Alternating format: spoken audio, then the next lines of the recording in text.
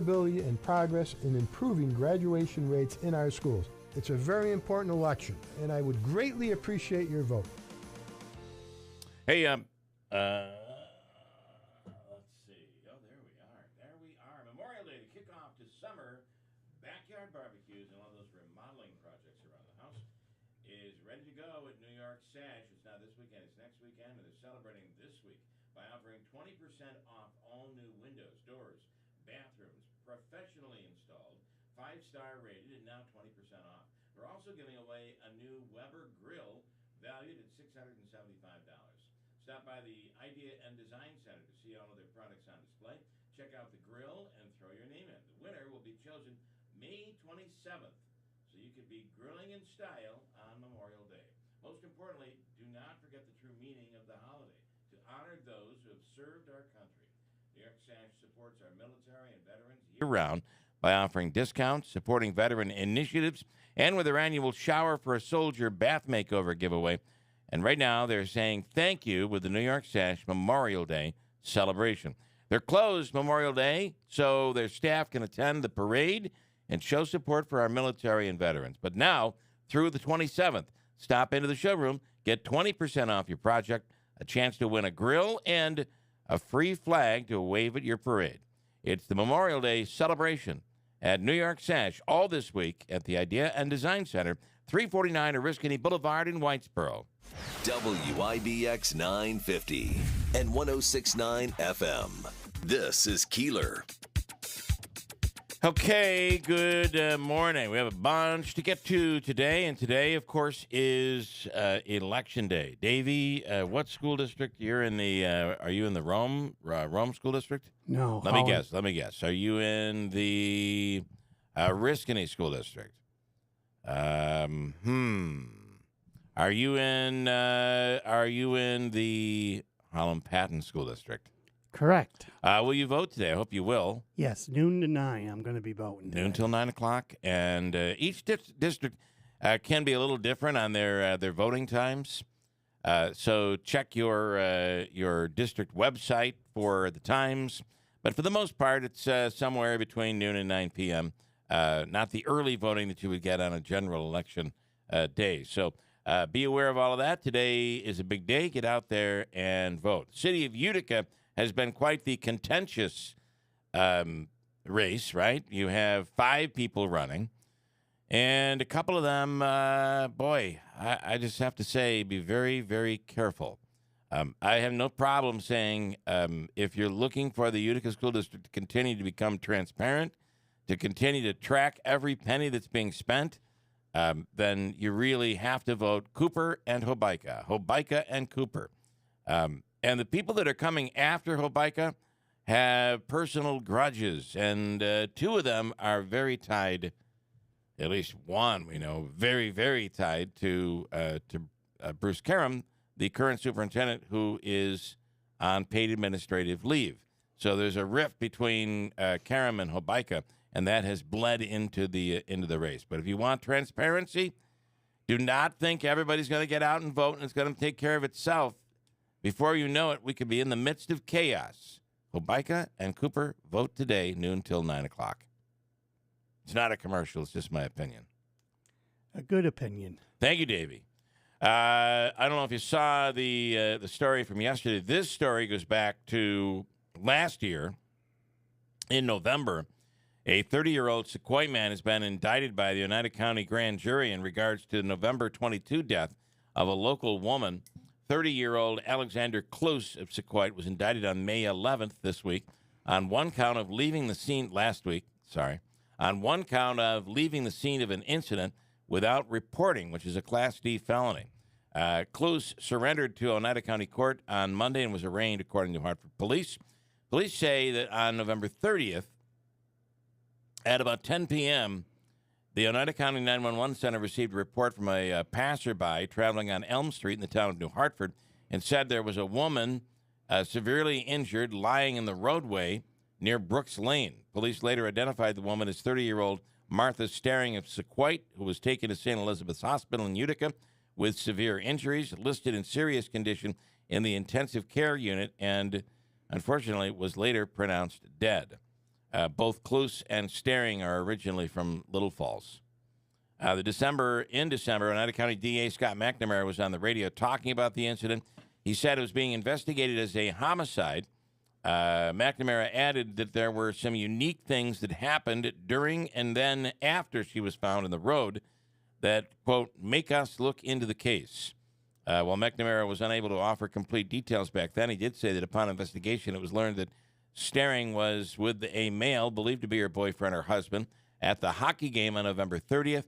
She was then found dead in the road, he said. At the time, I could not say that that person is a suspect, but we're looking at how she ended up in the road. McNamara added that his investigators were then trying to determine the route the couple took from the Aud in a truck traveling in the area to the Sequoia area where she was found in the road.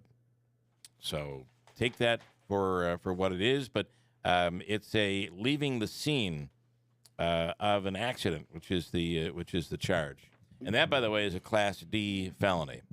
Tanya J. Powers standing by on the line right now from Fox News. International Religious Freedom Report has been rolled out, and what is it telling us, Tanya? Good morning. Hey, good morning. Well, this is a report that is done each year. The State Department gets the information, puts this together, and the report has recommended that in 2023, the State Department designates 17 countries as countries of particular concern. They also want to place 11 countries on the special watch list countries and designate 7 violent non-state groups as, basically troublesome, groups to watch, so to speak. This should probably not surprise a whole lot of folks. Some of the people, or some of the countries rather, on this countries of particular concern list: China, North Korea, Russia, Pakistan, Iran. They're on there. Afghanistan is another one. A couple of ones that are getting more attention for being on this list, our recommendation list this year, are Cuba and Nicaragua. Those are on it. Also, India is on this list. Like I said, there's several countries on that one. The special watch list countries include Iraq, Malaysia, Sri Lanka, Turkey, Central African Republic, Algeria, Egypt, several different places. And this report, which is, like I said, it's online. You can go to state.gov. The International Religious Freedom Report is there. It is quite lengthy. It's about a 98-page report. And it outlines, it goes country by country on these lists, and basically outlines what it is that that has caused this concern from each of these countries. China, obviously, is one of particular concern. The persecution of Protestant house church Christians in China intensified in 2022. That is one of the groups that's especially vulnerable to persecution, along with the Uyghurs, there's been a lot, in the news about the Uyghurs and their treatment there in China in the past several years. Them and other Muslims as well, underground Catholics, they're all especially vulnerable to persecution in China. There's a lot of information in this report.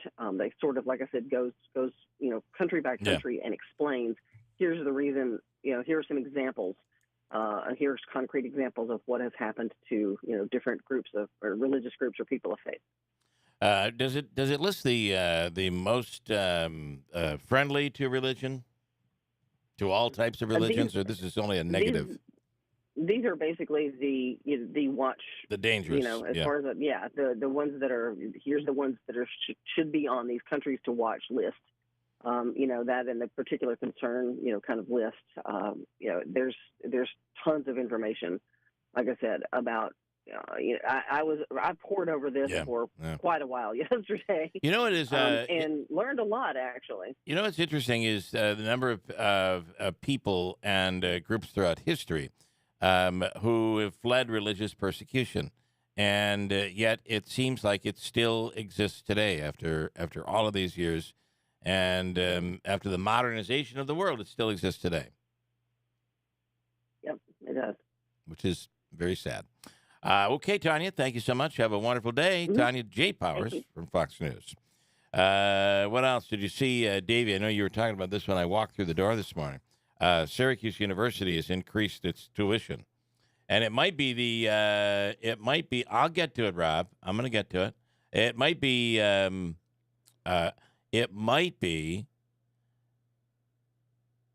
is it one of it's still high. They've increased their tuition to now $61,310 for the next academic year. Yeah, it's the largest increase in 5 years. Increasing by 4.9%. They just recently had their graduation. It'll cost students in 23-24 around $80,056, according to figures provided by the university. That's because there's housing included in there and everything else.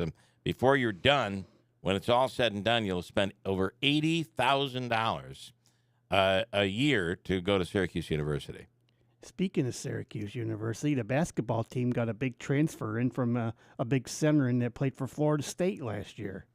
That's big. Meanwhile, this portal, we keep seeing people go the other direction as well. Right? But I read on Syracuse.com or somewhere yesterday afternoon when I was just strolling around, lobbing around, doing nothing at my house. So I was just reading articles. Adrian Autry and the assistants have had the best 2 months recruiting class since he's been named coach. Well, listen, they're going to need it, right? Yeah, they're really going to need it. So last night we were at the at Hancock International Airport waiting and looking around, and I got to tell you, the place is filled with advertising, like signage advertising for the Turning Stone. It's all over the place, and also for Syracuse University, as you might expect. And they have wasted no time to remove Boeheim from all of the little billboards. Oh, okay. So there's one photo that I took the picture. So you have Autry in there. Jerry McNamara? No. No? There's just the head coaches. You have Autry. So this is just Syracuse athletics. So you have Dino Babers. Autry. Dino Babers is there. The Gary Gate, the lacrosse coach. Yes, he's there. And how about the young lady that's in her second year as the women's lacrosse coach? I believe her name is Katie. I don't know what her last name is. She's in there, and so is the women's basketball coach. Yep, the lady from. So you can see this little photo here, but that used to have Boeheim at the front. Yeah. And now Autry is in the front. And isn't it amazing that Autry gets center billing, the top billing there? And it should be Dino Babers. When Syracuse is a football school. Yeah. I mean, they're known as a football school. You'd think it would be Dino Babers, but it is not. Interesting stuff. We're trying to get somebody on Fox News, as Rob says this morning, and about this topic, Rob. I'm working on it. The Durham report coming out showing the FBI should not. Now, Rob is saying the FBI is corrupt as hell. That's really not what the report said, but you can interpret it that way.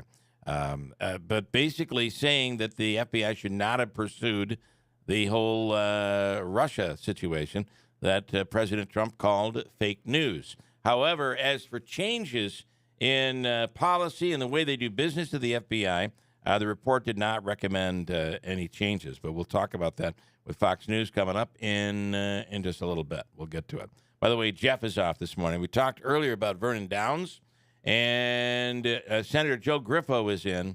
The goal is to save Vernon Downs.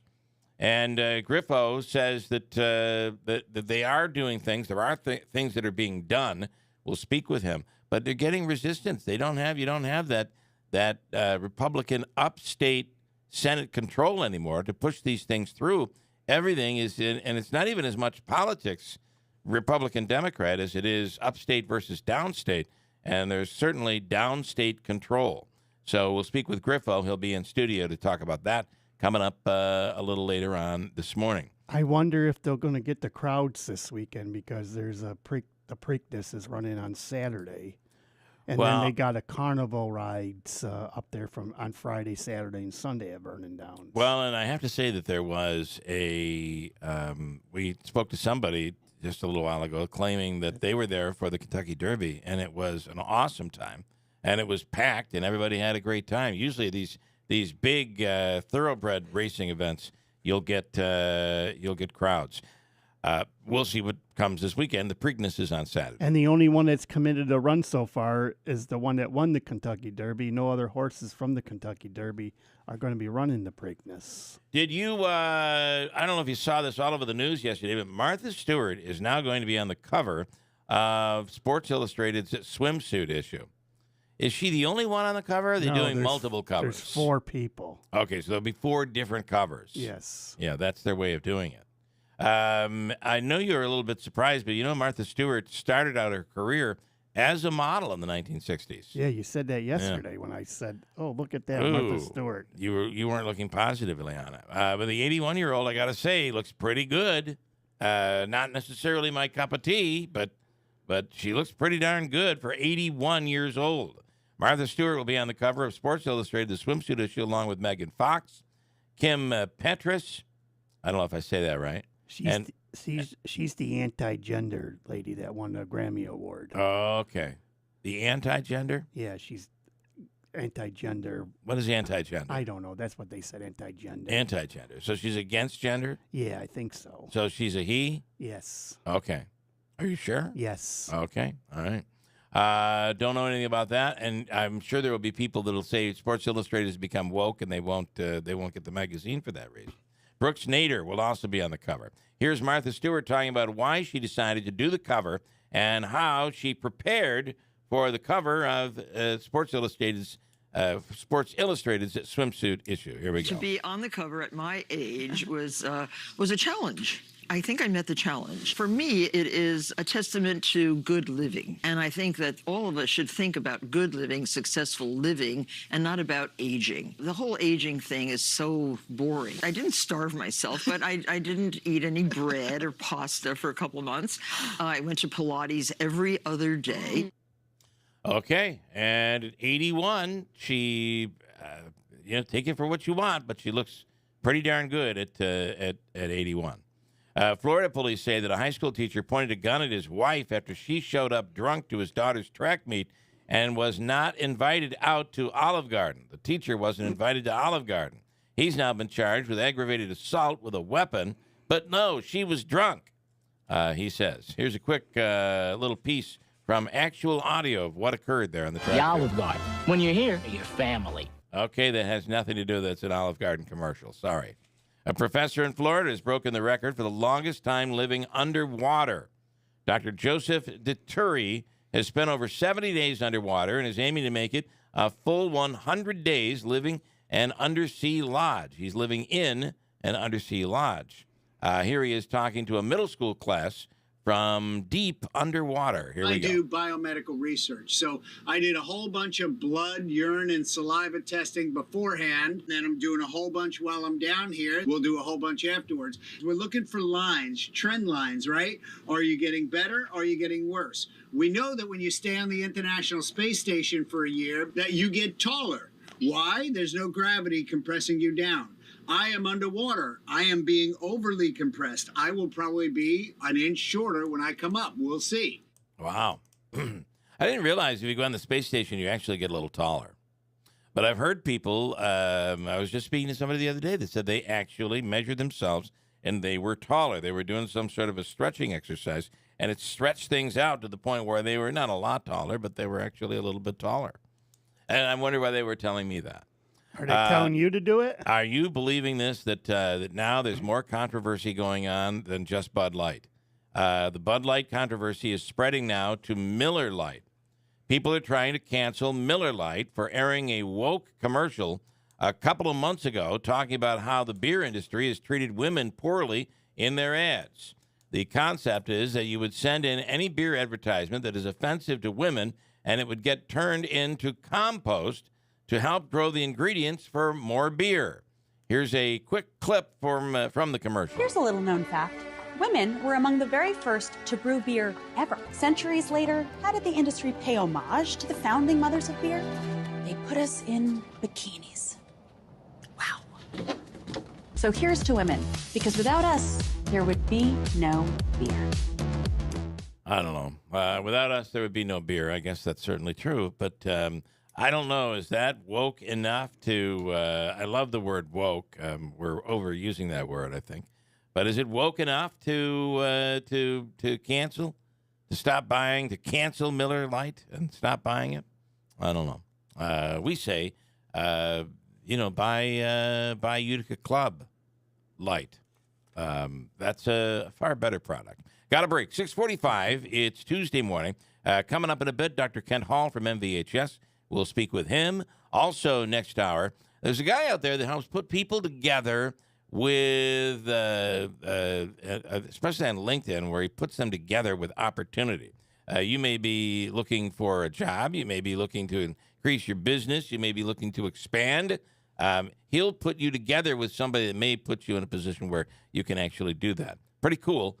We'll speak with him in that hour as well. Also, Joe Griffo coming up, and Hobica's free money question of the day next hour. A chance for you to win $100 from Hobica and WIBX. I'm Howard Mackler, founder of Innovation Refunds. You've heard me talking about the payroll tax refund for months. If you own a business, even if you've asked your CPA about this, you owe it to yourself to take another look. We provide a licensed and insured tax attorney who evaluates your company at my expense to determine eligibility. Businesses of all types can qualify, so go to getrefunds.com to potentially get a payroll tax refund of up to $26,000 per employee. Download the Innovation Refunds app or go to getrefunds.com. Getrefunds.com. Get a great deal on versatile Kubota equipment today, like Kubota BX and L Series compact tractors, part of our tractor lineup rated #1 in durability and owner experience, Z Series mowers, and Sidekick utility vehicles. Stop by your local Kubota dealer today. Bring home select BX Series equipment for 0 down, 0% APR for up to 72 months, plus save up to $800, now through June 30th. See us or go to KubotaUSA.com for more details. Log on or give us a call today at whitesfarmsupply.com. White's Farm Supply. Get in the zone, AutoZone. Welcome to AutoZone. What are you working on today? I think my battery's dead. With free battery testing and charging, AutoZone is here to help. Get in the zone, AutoZone. What if I need a new one? We have the right batteries right here at America's #1 battery destination. Get in the zone, And what if I don't know how to connect it? No problem. We have a how-to for you at AutoZone.com. Get in the zone, AutoZone. Restrictions apply. I'm Joe Hobica, and I'm running for re-election to Utica's school board. Over the past year as school board president, I and the board majority made prompt corrections in order to save the Utica school district. We parted ways with people who weren't doing their jobs and filled positions with qualified people. We put safeguards in place to stop money from being spent improperly or even illegally. We eliminated no-show jobs, removed hostile work environments, and made it impossible to spend even a penny without proper oversight. Our 4-member majority made selfless, tough decisions. It's been widely reported that our superintendent is currently on paid leave, and we recently accepted the results of an independent investigation. Now, those who want to blow up everything we fixed are trying to regain control of the board. This would be devastating. This Tuesday, there are 2 board seats open, and I'm asking for your vote. Please vote for me, Joe Hobica. I'll also be voting for Jason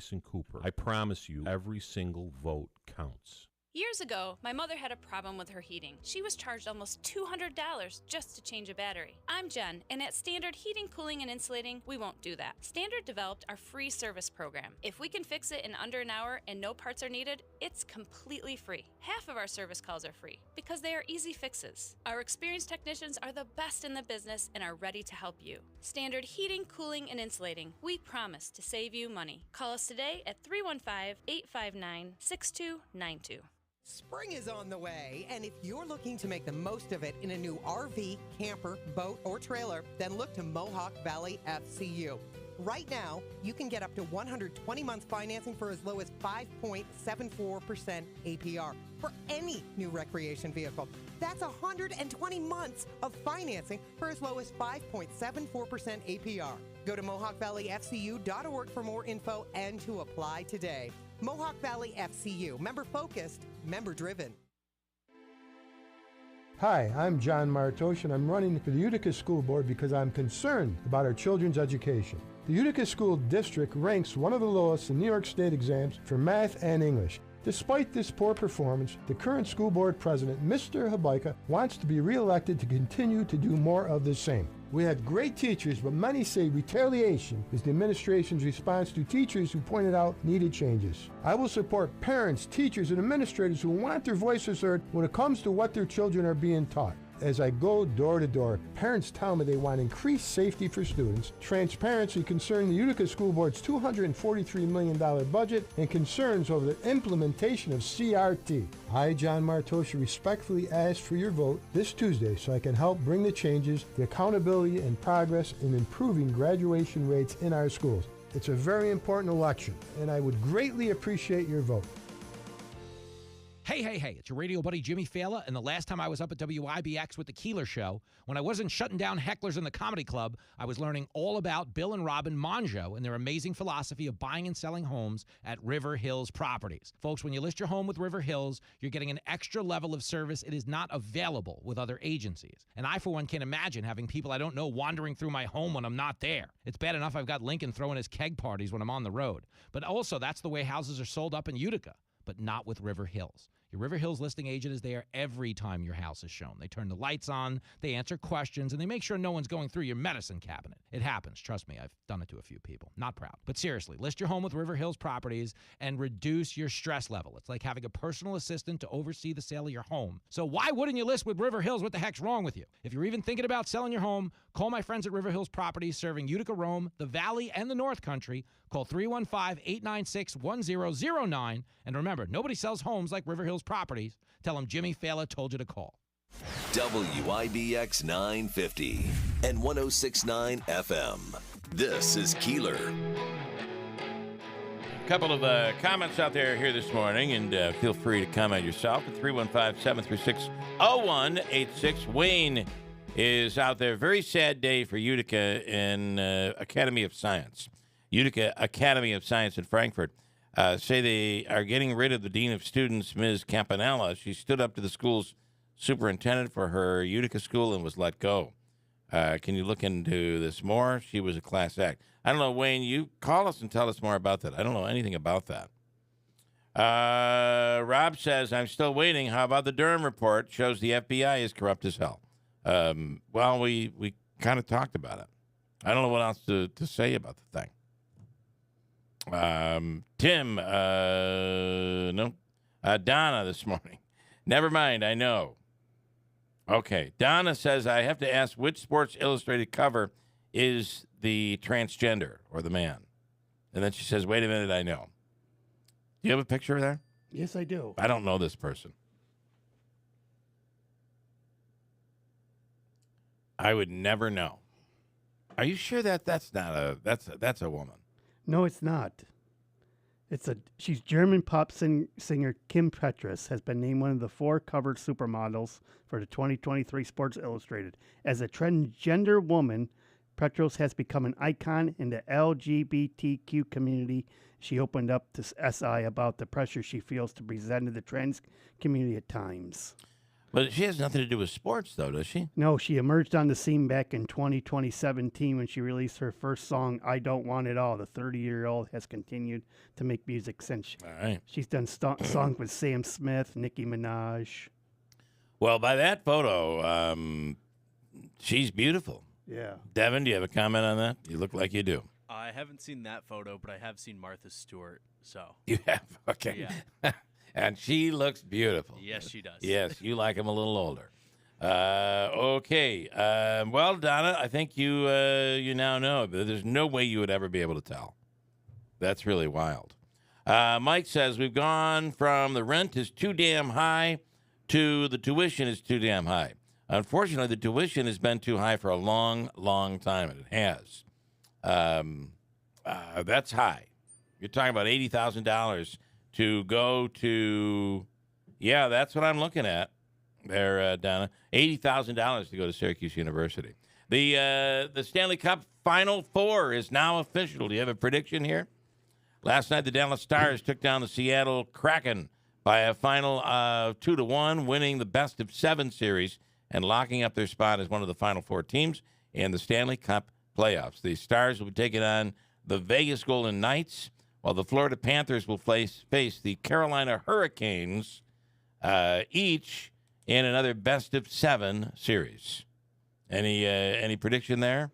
I like Vegas out of the West, and I like to see the upstart Florida Panthers out of the East because they're the ones that knocked off the Bruins and barely got in, and Carolina knocked off the Islanders. But I'm rooting for the Panthers and hopefully Vegas. It's been 3 decades since the Stanley Cup was in Canada. Think about that. When the Edmonton Oilers dropped Game 6 to the Vegas Golden Knights by a final of 5-2 Sunday night, a piece of NHL statistical history was solidified. It's now been 30 years, 3 decades, since the Stanley Cup was in the hands of a Canadian team. The last Stanley Cup champion from Canada was when and what was the team? Do you remember? The Montreal Canadiens. In 1993. You're absolutely right, Davey. But it's been 3 decades. It was 5 years ago the United States Supreme Court paved the way for legalized sports wagering throughout all 50 states. And there will be those that will be, the Stanley Cup, the NBA playoffs, people betting on whatever, baseball, and this weekend, horse racing, which has been basically legal for a while in New York. Today, 33 states have operational sports books. 3 more are prepping to launch their programs, and 26 of those states have functional mobile sports betting. Translated to dollars, listen to this, over the past half-decade, taking into account figures at the end of March of 2023, there have been over $220 billion wagered legally during that time. And I wonder what it's doing to the corner bookie. At the 4-year mark, the wagering total was just over $125 billion. In general, sports books keep about 10% of the cash that is wagered, with the rest going out to pay off winning bets. And, of course, the governments now all get taxes. The odds makers have piped in on the NBA championship odds. They've had their say when it comes to how they see the NBA championship playing out. Who do you think the favorite is? The Lakers? It's the Boston Celtics. Miami Heat plus 1,600. The Lakers plus 320. Denver plus 240. And Boston plus 100. My son is out in Denver and thinks the Nuggets are a bit of a shoo-in. Really, really good. Coming up next hour, as I said, we'll speak with Kent Hall, Dr. Kent Hall from MVHS. Also, next hour, if I can pull it up here, we have a guy by the name who has a great deal of insight. His name is Steve Spiro, and helping connect people for work, for business, etc. And he might very well be able to put you in a position where you could become prosperous as well, whether it be improving your business or your work standing. Steve Spiro is on. We'll speak to him in the 7 o'clock hour. He's friends with Steve Cully, who's been on the air a few times here and set this whole thing up. So we'll get to that. We'll talk about Jimmy Fallon tickets. Jimmy coming on Veterans Day in November. On November 11th on Veterans Day, coming to the Stanley Theater, and tickets are available at Ticketmaster. We'll talk more about that. And also, later on in the morning, Senator Joe Griffo, how they're going to be saving jobs at Vernon Downs. And remember, today is Tuesday the 16th. It's voting day. Voting for your, or wherever you are, but hopefully you're voting for your school district school budget. This is a year where there's a lot of extra government money out there. And then voting for school board members. And wherever it is your district is, it's so important to get out there and vote. It is our responsibility. And when somebody says there's no transparency, schools don't listen to parents and taxpayers, that's what this is all about, electing somebody that you feel will properly represent you.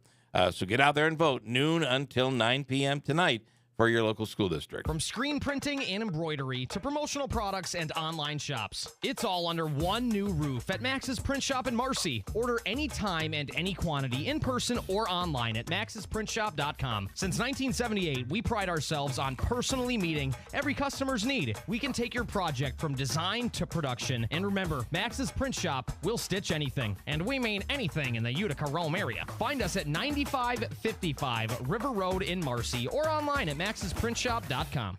Refresh and renew your home this spring with Little Falls Lumber. They're fully stocked with secondary grade metal in all colors and 12-foot lengths. An affordable option for fixing utility sheds, roofs, or garages. Looking for lumber and tired of the warped pieces from the big box stores? Then go to Little Falls Lumber, where they stock only premium grade lumber. Stop in to one of their 3 convenient locations: Little Falls, Syracuse, and Schenectady. Little Falls Lumber, helping you refresh and renew this spring. Call 315-823-2470 or visit littlefallslumber.com.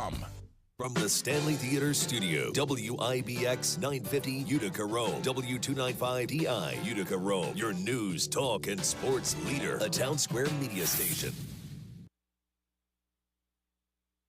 I'm Dave Anthony, Fox News, responding to Special Counsel John Durham's report concluding the FBI should never have launched the Trump-Russia investigation in 2016. The former president says a heavy price must be paid. Republican Senator Josh Hawley tells Fox, there needs to be prosecutions, there needs to be accountability, and the FBI has got to be overhauled now top to bottom. It's got to be completely reformed. It cannot go on like it is. Durham says the FBI rushed an investigation codenamed Crossfire Hurricane without the proper legal basis. He continues, the FBI's failure to critically analyze information that ran counter to the narrative of a Trump-Russia collusive relationship exhibited throughout Crossfire Hurricane is extremely troublesome. Well, that's Fox's David Spunt. Russia claims it's destroyed a U.S. Patriot missile defense system in Ukraine after launching another barrage. A reported 18 missiles, 6 Iranian-made attack drones and 3 reconnaissance drones, all of which Kyiv claims to have shot down. We're told 3 people were hurt by falling debris in what is the 8th air attack on the capital this month. Fox's Jonathan Savage. 3 people are dead in New Mexico after an 18-year-old started shooting people randomly in cars and houses, walking through a Farmington neighborhood until police shot and killed him. This senseless act of violence is not who we are. This is tragic. Farmington Mayor Nate Duckett at a vigil. 6 others were wounded, including 2 police officers. In Fairfax, Virginia, a man walked into Congressman Jerry Connolly's office with a baseball bat, but the Democrat wasn't there. 2 of his staffers were attacked and injured. That man's in custody. Congressional leaders will meet again with President Biden today, trying to work out a deal on raising the debt limit. No one should play with it. No one should flirt with it. No one should hold it hostage and say, unless you do this, we're going to default. Democratic Senate Leader Chuck Schumer rejects the House Republican plan to attach spending cuts to increasing our borrowing. America's listening to Fox News.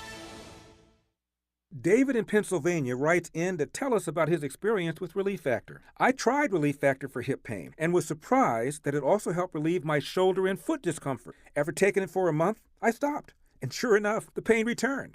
So I started taking Relief Factor again, and within a week, the pain was relieved. I'm now taking Relief Factor daily. Well, thank you, David. You know, I've heard your story before. People stopping and then starting again because it works. As you all know, I had trouble with aches and pains, and climbing steps was brutal. Your first step to living the life you love, free from aches and pains, could just be to order the 3-week Quick Start for the highly discounted price of $19.95.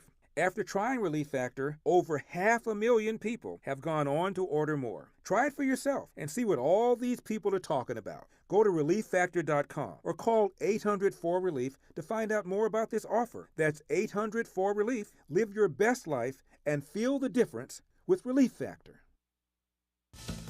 After President Biden's meeting with House and Senate leaders on raising the debt limit, he'll host a celebration at the White House for Jewish American Heritage Month. Then he'll get ready to take off. The itinerary has not changed. President Biden still plans to leave for Japan on Wednesday for a summit with G7 leaders. On any presidential trip, doesn't matter where he goes or when. I mean, events back home and around the world can affect travel. But right now, there's no plans to curtail the trip or cut it short or to not go. White House National Security Council spokesman John Kirby says the summit at the G7 will focus on standing with Ukraine, economic and security issues, and China. The president is also slated to travel to Papua New Guinea and Australia.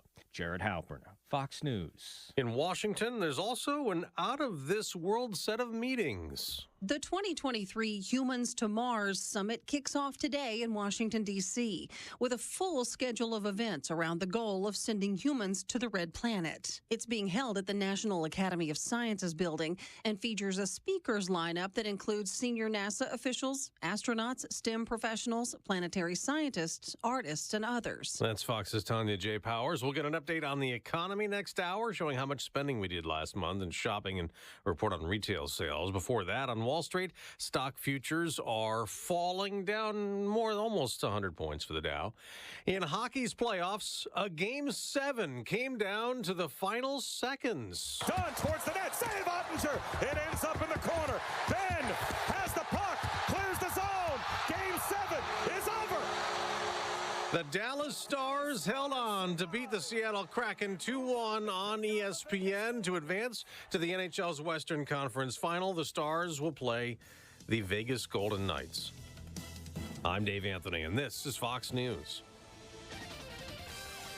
I'm Eyewitness News Chief Meteorologist Craig Flint in the WIBX Weather Center. Today, mainly sunny, windy, warm, scattered rain showers develop by sunset, turning colder in the evening, a high of 75. Tonight, blustery, colder, brief shower near 35.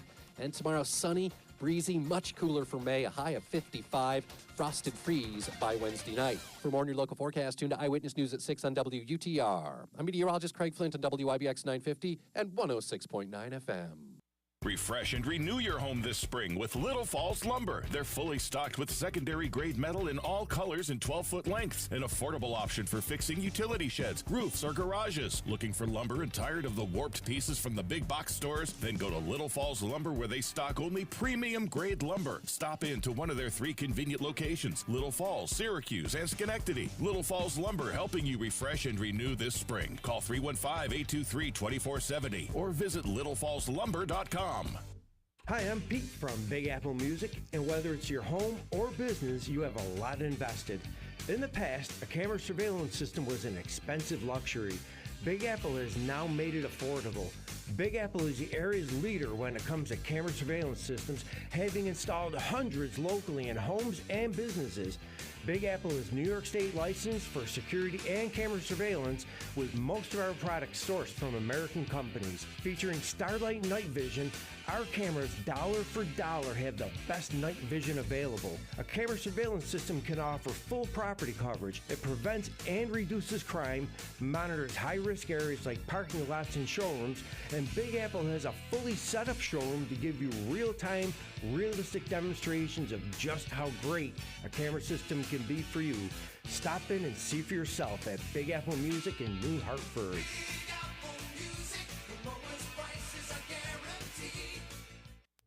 Home and Hospital Medical Supply and the New Hartford Shopping Center proudly carries a wide selection of home medical equipment. Lift chairs to buy or rent, canes, crutches, walkers, powered scooters, braces, foot care products, and so much more. And if for some reason they don't carry the product you need, they'll custom order it at no extra charge. Mary and her experienced team are there to assist you Monday through Friday, 9 to 5, or call them 315-724-6767 and online at HNHMedicalNY.com. Home and Hospital Medical Supplies, we make life easier.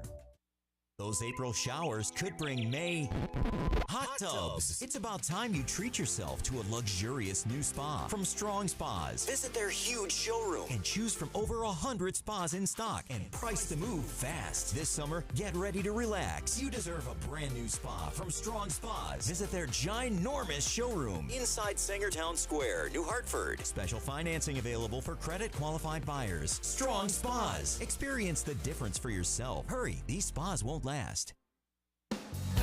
Are you in the market for a vehicle that's like new but don't want to break the bank? Look no further than GM certified pre-owned vehicles at Steet Pawnee Chevrolet in Herkimer. With rates as low as 1.9% on select models, you can find new roads without the high price tag. Check out the 2022 Silverado Crew Cab 4x4 with only 3,000 miles, or the 2022 Acadia AT4 all-wheel drive with rates as low as 2.49%. And with a 6-year, 100,000-mile powertrain, limited warranty and an additional 1-year bumper-to-bumper limited warranty, you can drive with confidence knowing your vehicle is covered. So why wait? Visit us online anytime at SteepPonyChevy.com to browse our complete inventory and take advantage of these amazing deals. This inventory won't last long. Steep Pawnee Chevrolet on Route 28 in Herkimer. See why it's always easy to do business at Steep Pawnee Chevrolet, your family-owned and operated dealership.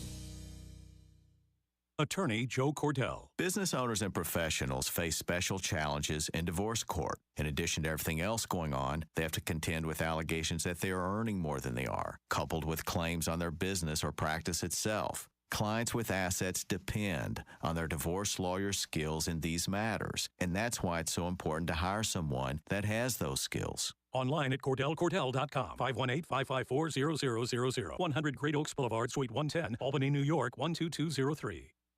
Hey, I want to talk about Omni Surgical Center and severe pain. If you're dealing with pain, back pain, neck pain, shoulder pain, there is help. And the website is killpain.com. You can check it out with Dr. Hyder and Omni Surgery Center. I have to say, we've been dealing with this firsthand with my dad, and he's been through a series of injections, so non-invasive. We are not down the road of surgery, but it has been a precise injections to eliminate the pain, to allow for sleep and appetite, and to be able to get stronger once again and increase mobility. That's the Omni Surgery Center, and Dr. Hyder has been there from start to finish. We appreciate what he has done tremendously. Located in the business park in Utica. Also, the surgery center is on French Road. KillPain.com. Go to the website, KillPain.com. If you're living with pain, you don't have to live that way. It can be debilitating, and you don't have to live that way. KillPain.com. Call the Omni Surgery Center at 315-765-8448, where technology, modern technology, meets cutting-edge surgery. The Omni Surgery Center with Dr. Hyder, 315-765-8448. WIBX 950 and 106.9 FM. This is Keeler. All right, on the line, it's Dr. Kent Hall from MVHS. Doc, good morning. Good morning. How you doing this morning? Good. Did we catch you off cell phone, on cell phone? I know we might have caught you earlier this morning. We apologize. Not a problem. All right. I was just sitting in my office. All right. So if you could, let's get a little update on where everything is right now. I know we talked a bit about what the process is going to be like in the course of, 48 hours, where everything is going to move from the previous facilities to the new hospital. But where does it stand right now? Has any of that begun? So it hasn't yet begun. No, we haven't actually taken possessions of the building. We won't do that until probably, I would say, I think it's in July, maybe early August. It's late June, July, or early August. That time has fluctuated somewhat. And that's when we're going to start moving some supplies and things like that down in. And we're going to start having our staff go through and actually do like drills, so we'll have, nurses and techs and respiratory therapists and everybody down, looking at the individual units and that they would be working on and, what they, kind of getting an idea about what their workflow might be and stuff like that. Same is true for the ORs and the emergency department and, really all the entire hospital and not just the clinical spaces. It's also like, where will the environmental services folks be and where will the facility folks be? So there's a lot of moving pieces there. Yeah. And, during that time also is when the state comes in and does their inspections and, other regulatory bodies come in and do their inspections too, so that, they can approve it for as a place where clinical work can be done. And then the plan is that it's on October 29th, Sunday, October 29th, we will start moving patients from the two existing hospitals, from St. Elizabeth's and from St. Luke's, into the new facility. So that's when the clinical transition and when if you want to call it like the opening day, that would be the official opening opening day for the Wynn Hospital. All right. And again, this is going to really be historic. It's not every day that a new hospital opens anywhere, let alone opens in New York State. This is a big deal. No, this is a very, very big deal. I think this is the first new hospital, brand new hospital in, I think it's like 2 decades or more in New York State. It's been quite some time. Okay, I know that over the weekend, St. Elizabeth Nursing School, which will continue on the St. East campus over there, in its current location, I believe, they graduated some 50 new nurses.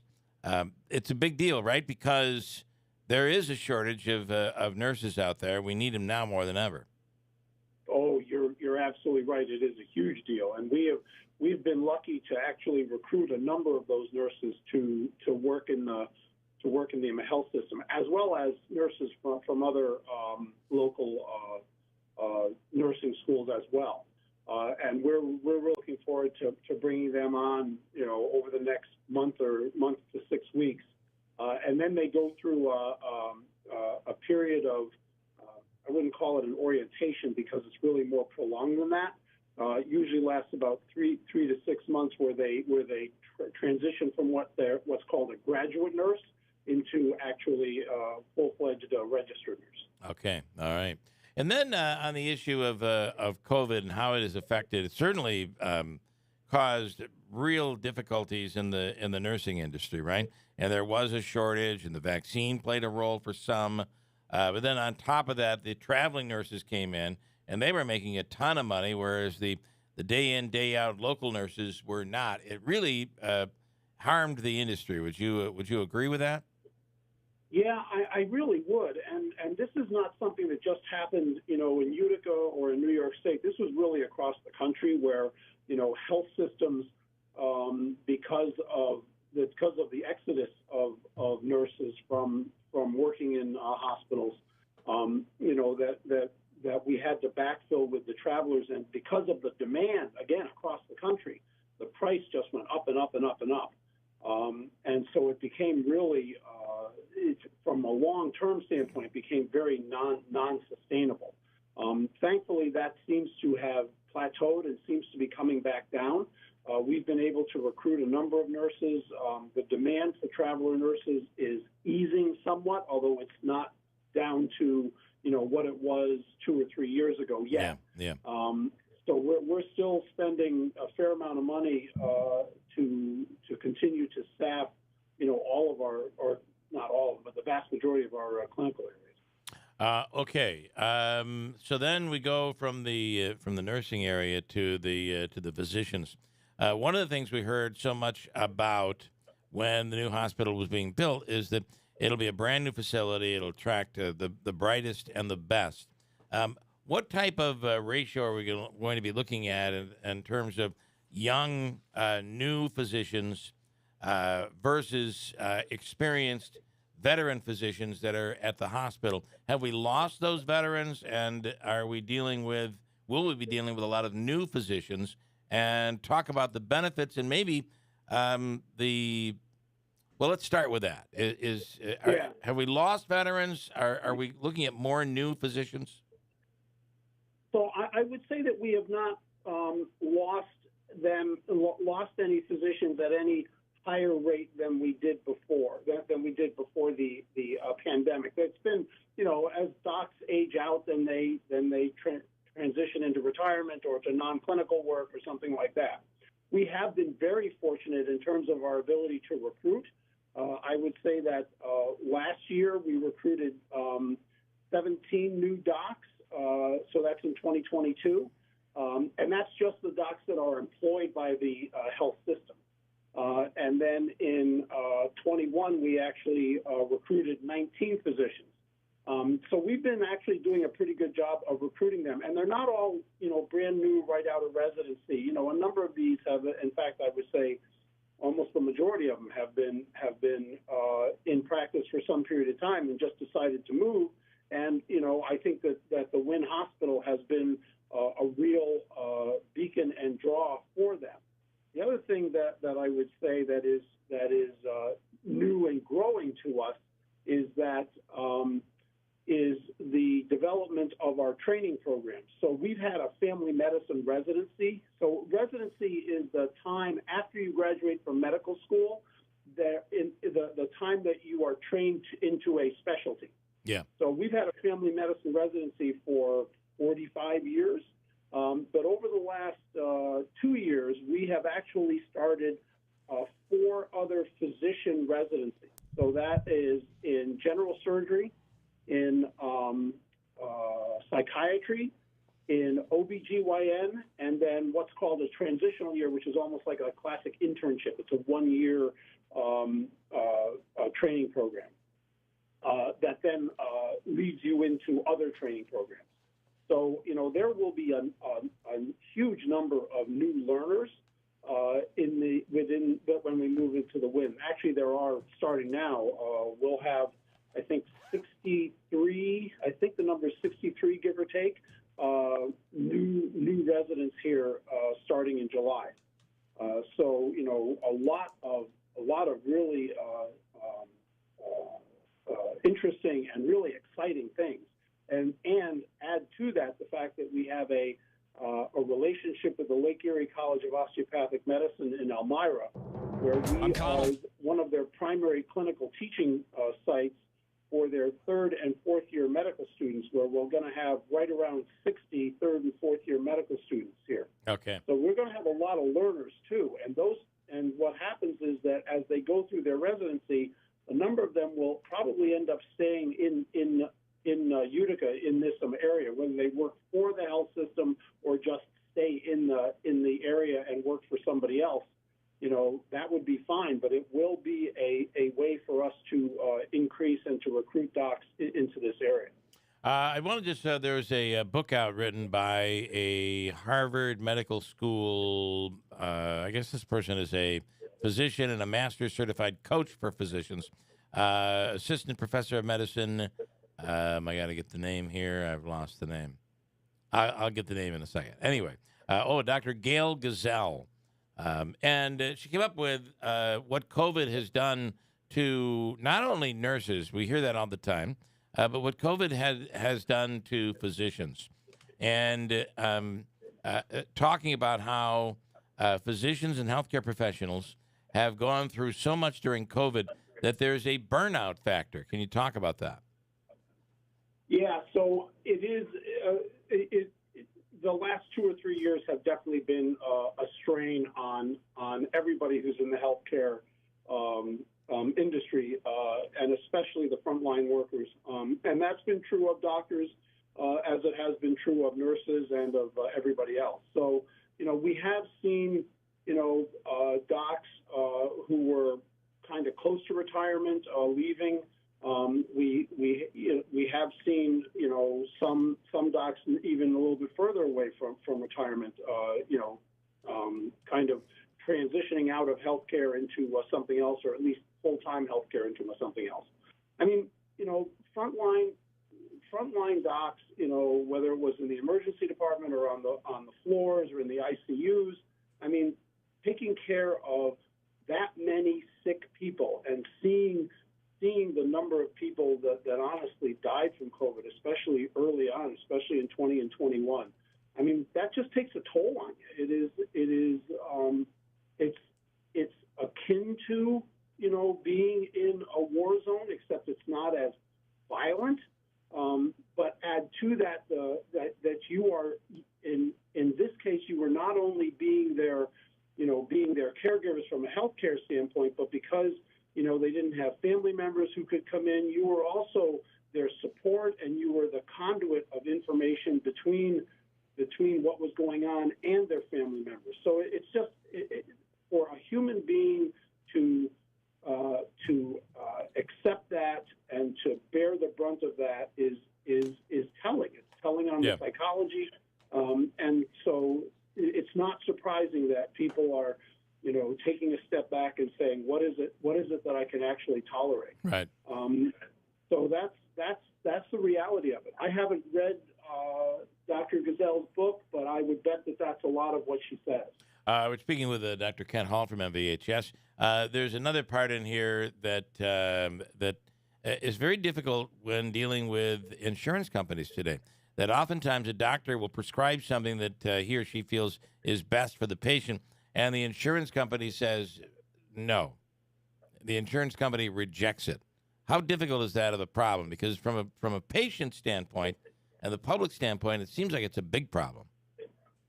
So I would say that it really is a problem. And what it does is it adds to the burden in ways that really, are not helpful at all. So I would say that the majority of those end up going through an appeal process and end up being ultimately approved. But it just, just the fact that you have to go through the paperwork process, 2, 3, 4 times sometimes in order to get what you feel as a physician that your patient needs, and trying to explain it and justify it is beyond frustrating. Yeah. And honestly, so much of healthcare costs can be wrapped up into what those, additional administrative fees, administrative time suck up. So the book also asks the question, I guess, preaches a bit, saying that physicians and healthcare professionals wish patients and the general public knew this. And one of those is we hate typing into a computer just as much as you hate watching it. Yeah, I would say that that's true. I think that the electronic health records, have been very helpful in many areas, but the need to basically be at a keyboard and at a workstation, typing in things and clicking the mouse. Yep. In order to document is not easy and is certainly not fun. So I would say that the good thing about electronic health records is that there is a wealth of information immediately at your fingertips, which is very different than when I was in training in the 80s. Yeah. What I will also say though is that there's a lot of information that is put in or that is required to be put in from a regulatory standpoint that is not really helpful from a clinical standpoint, but needs to be put in so that we can, submit a bill and things like that. So it becomes very, very frustrating, and docs become, and not just docs, nurses too. Sure. Anybody who's actually interacting with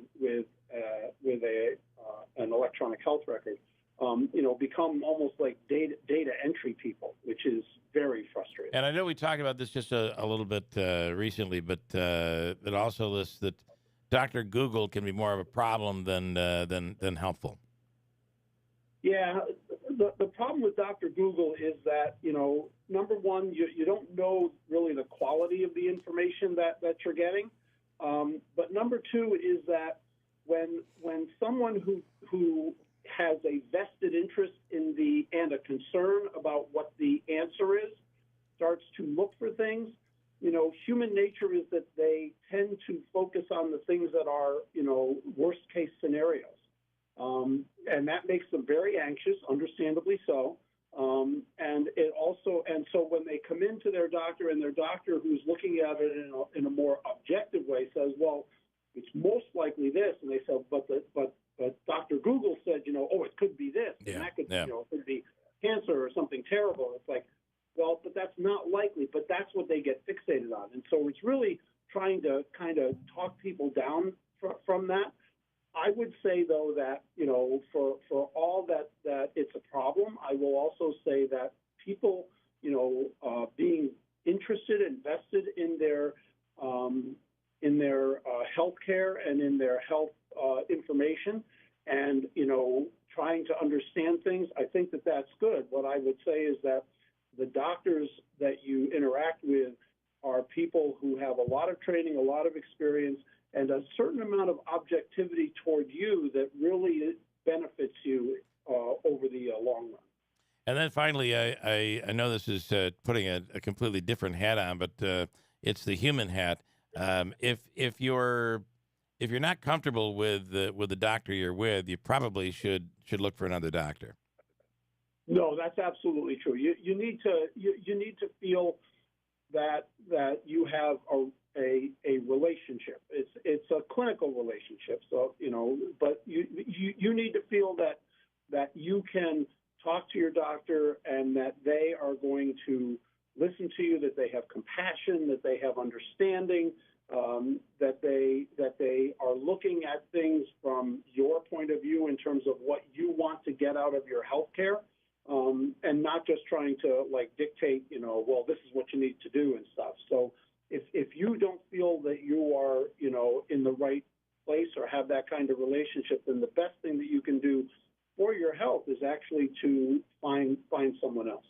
And then just the last thing, and as Rob had piped in here saying that getting rid of nurses during the mandate did not help, and it is still being enforced. Is that true? And now that the national emergency is over for COVID-19, have there been any changes or a reduction of some of the restrictions? So New York State continues to have the restriction that you need to be vaccinated in order to work in a New York State Department of Health regulated healthcare facility, which all hospitals are. And so that requirement for a vaccination absent a medical exemption continues to be in place, even though the federal requirement is being sunsetted, although it hasn't yet, but it's being sunsetted over time. But the state still requires it, and so we still require it. Okay. And that we did end up losing some number of nurses, but it wasn't as many as we were concerned about in the beginning. But every nurse, we would love to have every nurse back, and it's really a matter of we need to follow what the state regulations are. Okay. All right. By the way, the book is called Mindful MD, 6 Ways Mindfulness Restores Your Autonomy and Cures Healthcare Burnout. Doctors and healthcare physicians or professionals get sick, too. So there you have it. Dr. Ken Hall, we appreciate it. Thank you so much. Thank you, everybody. Please have a good day. Please be safe. All right. You do the same, Dr. Kent Hall from MVHS. Coming up, we'll do Habaika's free money question of the day. It's a chance for you to win $100. We'll do it in a few minutes. Stand by at 7:31. I also have some comments we'll get in, including a very critical one from Richard, and I'll address that one. Are you rolling your eyes, Davey? Just a little bit? Davey's rolling his eyes on Richard.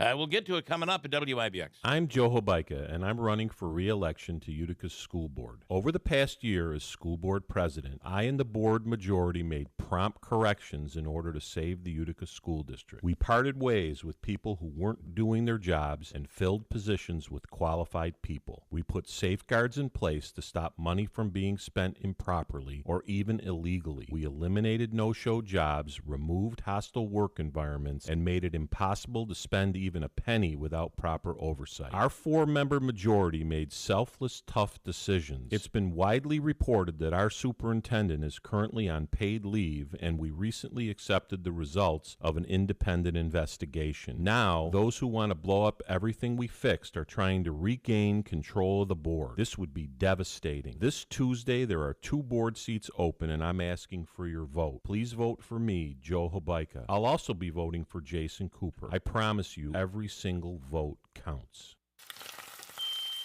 I can't take this kitchen any longer. Carl, we need to start looking for a new house. Honey, you know the housing market is tight. It's going to be next to impossible to find something that we like. I know, but this kitchen has to go. Hey, what about a home equity loan from Adirondack Bank? We can turn the equity from our home into cash to renovate, just the way you want. Renovate? Adirondack Bank has competitive rates, and they've been a trusted community bank for decades. A new kitchen.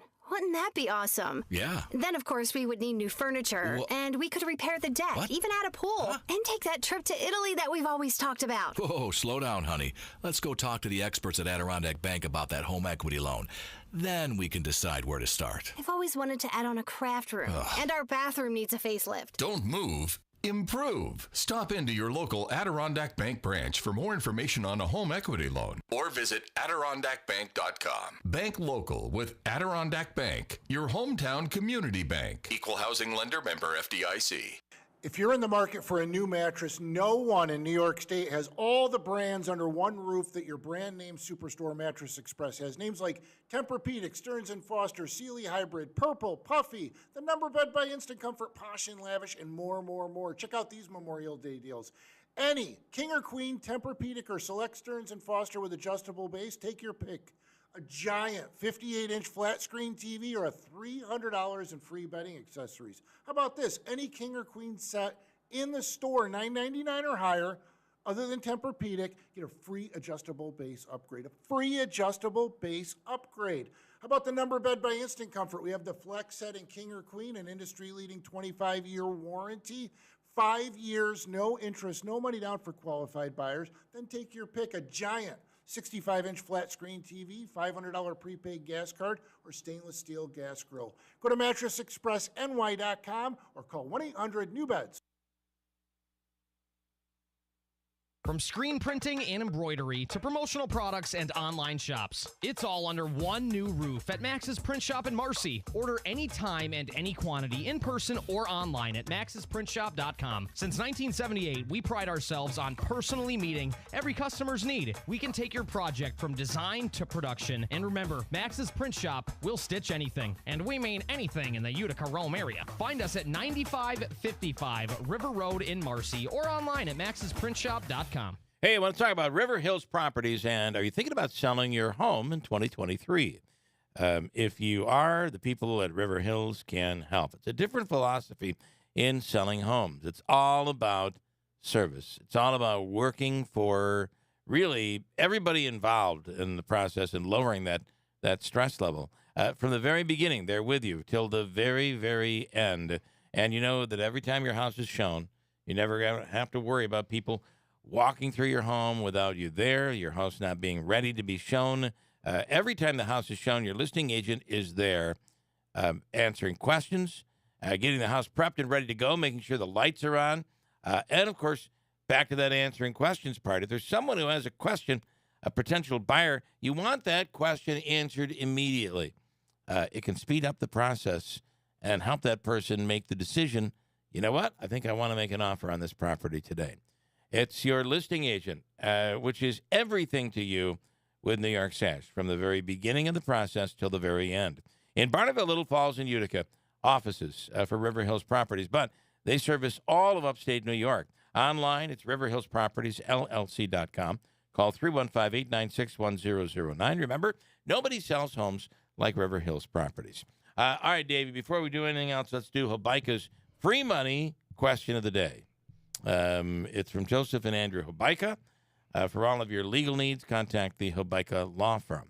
And Devin is on the phones here this morning. Let's keep it low. What caller number you want to go with here, Devin? Let's go with number 3. Third caller through the lines. We'll give you a chance to win. 315-736-0186. Great question today, and I think doable for $100. Third caller right now at 315-736-0186 on WIBX. We invest in Herkimer and Oneida counties. We work with the community to make things better for old and young alike. Today, tomorrow, and in the years to come. Every day, we put the community's long-term savings to work. Who are we? We are the Community Foundation of Herkimer and Oneida counties. FoundationHOC.org. We're your community foundation. Working to build a vibrant region with opportunity for all.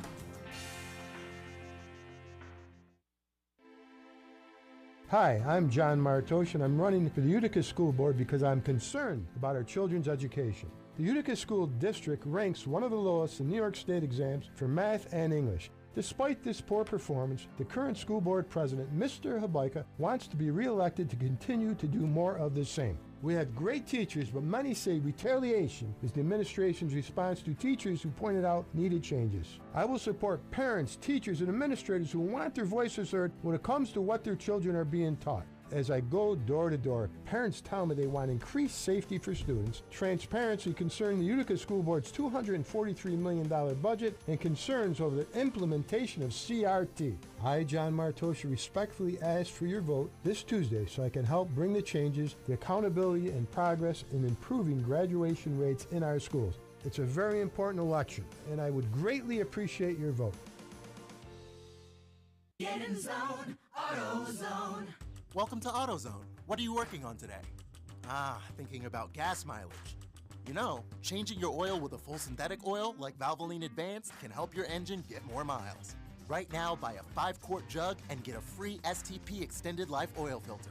That's right, free.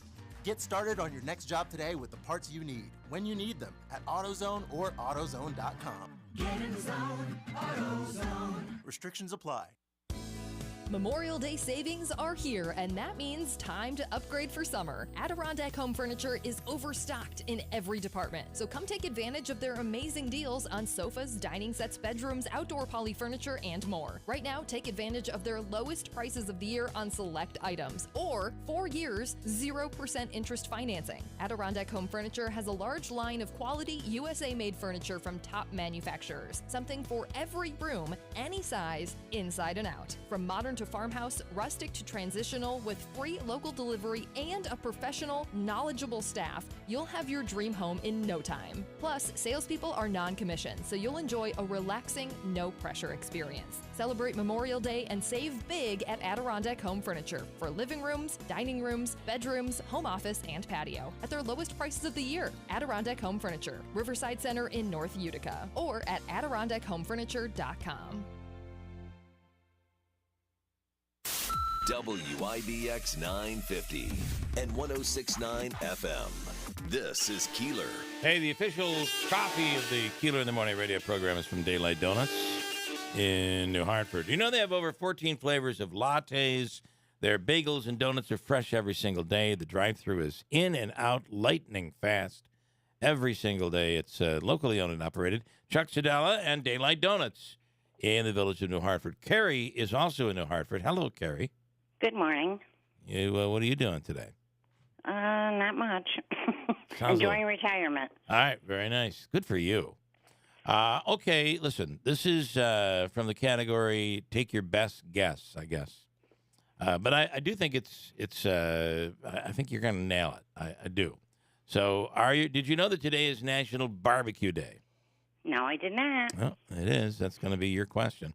Here we go. This is for you. You know Weber, right? As in Weber Grills. The company Weber was founded in 1893 as a metals corporation, a metals company. But the kettle charcoal grill was not created until what post-war decade? We're looking for the decade. Ready, go. 1940s? You're going to stick with the 1940s. Are you sure? Yes. Post-war decade. The Weber grill, the kettle grill, was actually created in 1953.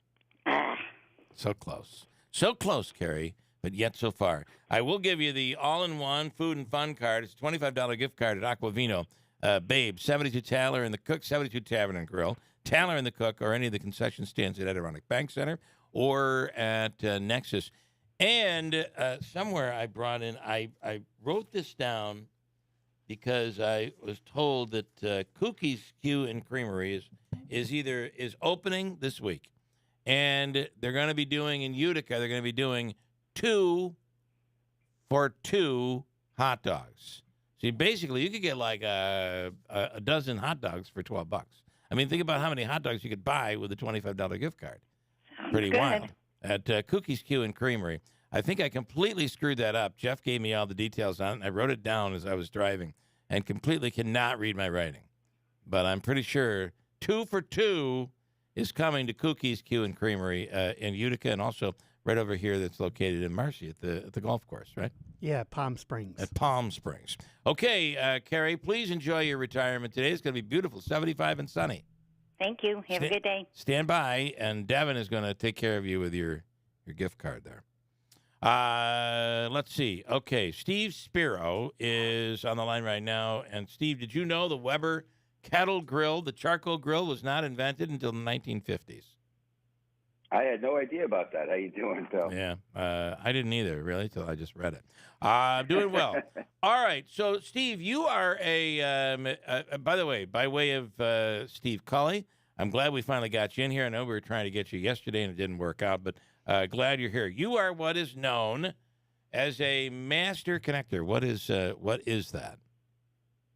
Well, I was shy and introverted as a kid, picked on bully, learning disabled dyslexic, and over time, wound up getting in the advertising industry. Eventually, a gentleman became a mentor to me. He challenged me. He said, you should meet 3 strangers every day. And I started amassing. It was a big challenge for me, especially when you're from New York, Yeah. Talk to strangers, forget about it, right? You're right. And so anyway, I started amassing a network, and today I've got 18,000 contacts on my phone and 24,000 LinkedIn connections, and I do speaking, and they just I do a bunch of things, so it's hard to put me in a box. So when people ask me what I do, I just say, hey, just call me the Master Connector, and that's how the name sort of stuck. Yeah. You also have a podcast called the Master Connector Show, where you kind of you help connect people, right, with opportunity. Yeah, well, so the Master Connector Show is based on 4 pillars, right? We speak on 4 pillars, and we have pretty high-level guys. We've had Dr. Dre on. We've had some major authors and MLB guys, NFL guys. So it's been a wild run. But the 4 pillars are, one is how to connect authentically. The second is being others-focused, being a go-giver. The third pillar is having the grit to overcome obstacles, and the fourth is connecting. Building community, growing connections. And those are sort of the 4 lessons that I've learned over the years, and just trying to pay it forward and pass that on to our community, our viewership. So it's actually a LinkedIn Live broadcast, and also has translated into a podcast as well. So I didn't. I feel like maybe COVID. You must have had a real tough time with COVID, because we were having no contact with anybody. Well, actually, my COVID 2.5 years, whatever that was the best years of my life. Actually, I started to reach out through LinkedIn, and my meeting strangers every day, that changed because you can't talk to anybody. Everyone's got a mask on for a while. Yeah. So I started connecting with people through LinkedIn, and actually wound up doing at one point, I was probably doing 5 Zoom meetings every day, and I felt more connected than ever before during COVID times. I also had a couple of networking groups, communities that we're part of. So yeah, it was great. And financially, the last 3-4 years have been the best years of our lives. So wow. It's been a great couple of years. Tragic. Obviously, there's been some people we've all lost, and some of that. But my heart goes out. But from a standpoint of business, it's been amazing. What do you? It did seem to be, for some, it seemed like an opportunity, but for others, I worry that people, I don't know, people don't have that same, business that might have been thriving before COVID. Let's say it's a restaurant or it's a bar, a certain scene in a city or a community. COVID kind of disrupted that, and it's been hard getting people back into the mode of, this is what I do. We go out, and these are the things that we do. Yeah, I believe the biggest thing, and again, one of my pillars, right, having the grit to overcome obstacles. I think that's sort of what COVID was about. I think the people the companies that thrived, that pivoted, that maybe they went more to takeout, and they embraced Grubhub and some of these other services. I know a lot of restaurant owners that have had the best years ever, and then others that have shut down. So it's the ones that really pivot and look at it as, change is either a challenge or it's an opportunity. And I think if you embrace it, you could really do well with it. But you have to change, right? And we've learned that. You look at the industries like, the horse and buggy industry. When the cars came around, they could just complain, or you pivot and you look to do something else. That's it. I'm taking the horse to work. I don't care what anybody says. By the way, your broadcast on LinkedIn Live is 1 p.m. every Wednesday Eastern Time. Sure. And so What about the person who, you have the young worker today who may be out of college, maybe didn't go to college, maybe they're doing something more vocational, but they have the opportunity to make more money than probably their parents were making at, in some cases, in the peak of their own careers, being offered $15, $20 an hour to go to work at jobs that didn't used to pay that. It's easier. I think they have a lot of opportunity. However, if you're the 50-year-old or the 55-year-old trying to make a career change, what do you say to them? Well, again, I think it's a matter of pivoting, right? And there's been a big surge in forced entrepreneurship, where older people have to look at maybe finding a career and making a career, or that's one thing I encourage people, and I have a lot of people that have come to me that say, hey, I lost a job. What do you recommend? Number one, I say go watch the movie Pursuit of Happiness with Will Smith, right? If you watch that movie, and it's been a while, right? I'm sure it was out probably 15, 20 years ago, but it's a true story. I think it was Chris Carter, if I'm not mistaken, the real name of the person. And, he was a down and out guy. I mean, his wife left him, and he had a son. He was raising his son single, an African-American guy. And, he could have just given up on life, but he decided to just pursue something. And he completely reinvented himself and, became extremely successful. So, and if you look at how he did it, he didn't just wait on a resume in a pile. He said, he met the guy, and, he jumped in the cab with the guy and did the Rubik's Cube thing. And you watch the movie, you understand what I mean. He went to the ball game. He showed up the guy's house. He did whatever it takes to get in front of the right people, and he consequently got himself a job. So it takes action. It's not going to happen if you just sit there. Yeah. You got to make it happen. And that's my advice to people. I don't care how old you are. I've had to reinvent myself multiple times, and I'm now well past my 50s. So it doesn't matter. You just make it happen. It is interesting to see the people who have succeeded, like great success stories throughout the country, throughout history. Oftentimes, those success stories overshadow the several times that they failed during their careers and in their lives. Yeah, look at Colonel Sanders, right? This story. I think he was 65 when, I believe, or maybe older, when he created Kentucky Fried Chicken. I mean, there's tons of stories of people when they were older, they thrived in what they were doing. Yeah. Listen, one of the best cruises you can take when you live in the Northeast is the cruise from New York Harbor to Bermuda. And first of all, Bermuda is a great place to go.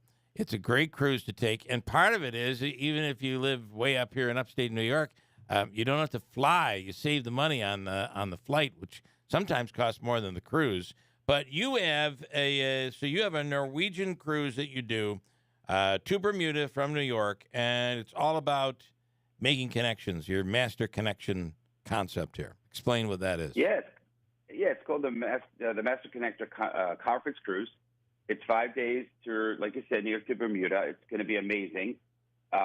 We are going to talk about those 4 pillars. Each day will be something for a couple hours of, I'll call it business stuff, right, where we'll speak about that topic. We'll do an exercise. If it's overcoming obstacles, maybe we'll go to like a rock climbing or maybe a zip line or something, helping people overcome those obstacles, physically.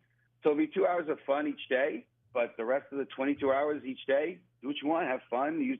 Take advantage of the cruise. It's going to be amazing. If people are interested in it, by the way, it's an amazing, it'll be great. It's going to create incredible connections and, the lifelong relationships built. They'll be incredible. But, and the cruise will be our networking event, if you will. So usually cruises have thousands of people. So you can meet a lot of people that day, that trip.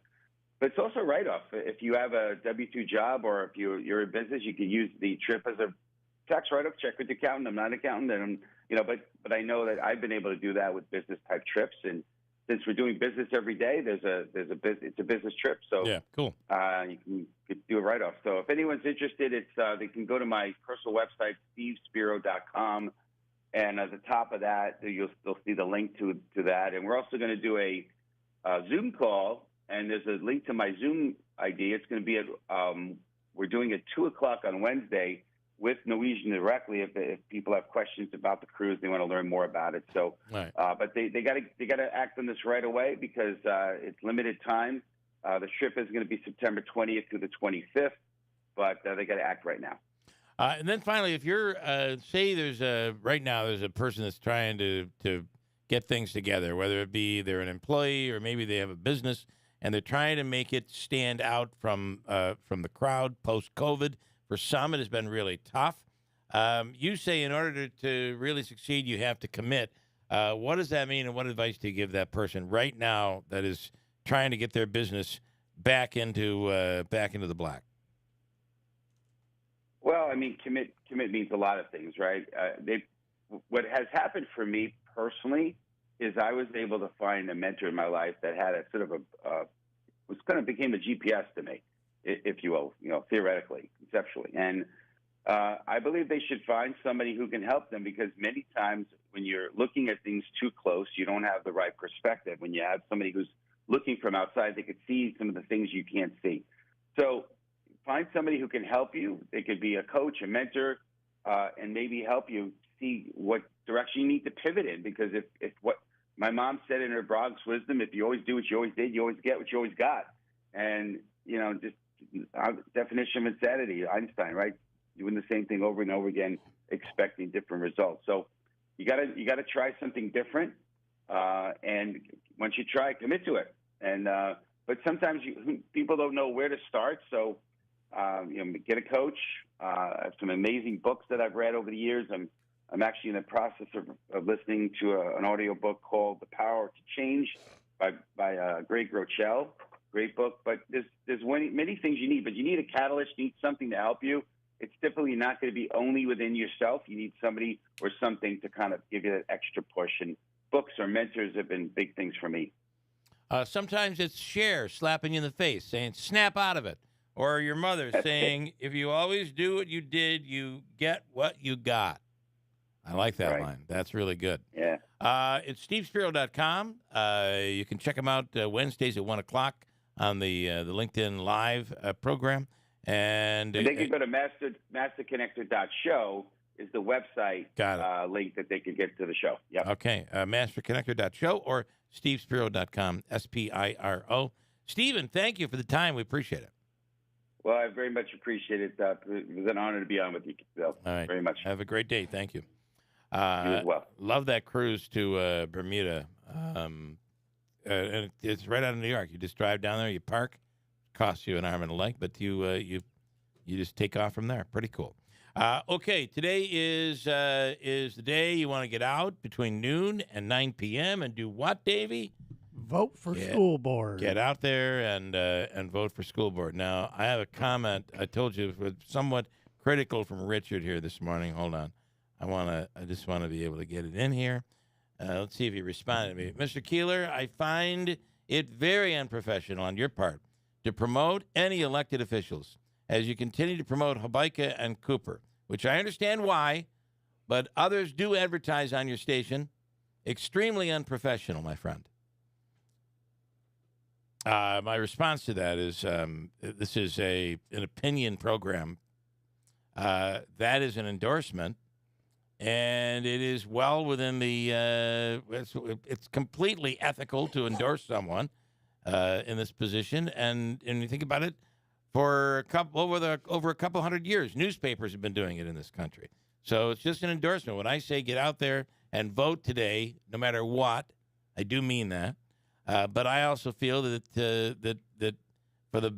if you really want success for the Utica City School District and have it continue to improve and move in the right direction, you got to vote Habaika, you got to vote Cooper. It's just my opinion. You don't have to vote that way if you don't want. But I think it's a pretty logical vote. And I'm going to tell you, I think Richard is voting that way anyway, if he could. I don't know that he lives in Utica anymore. Joe says there are plenty of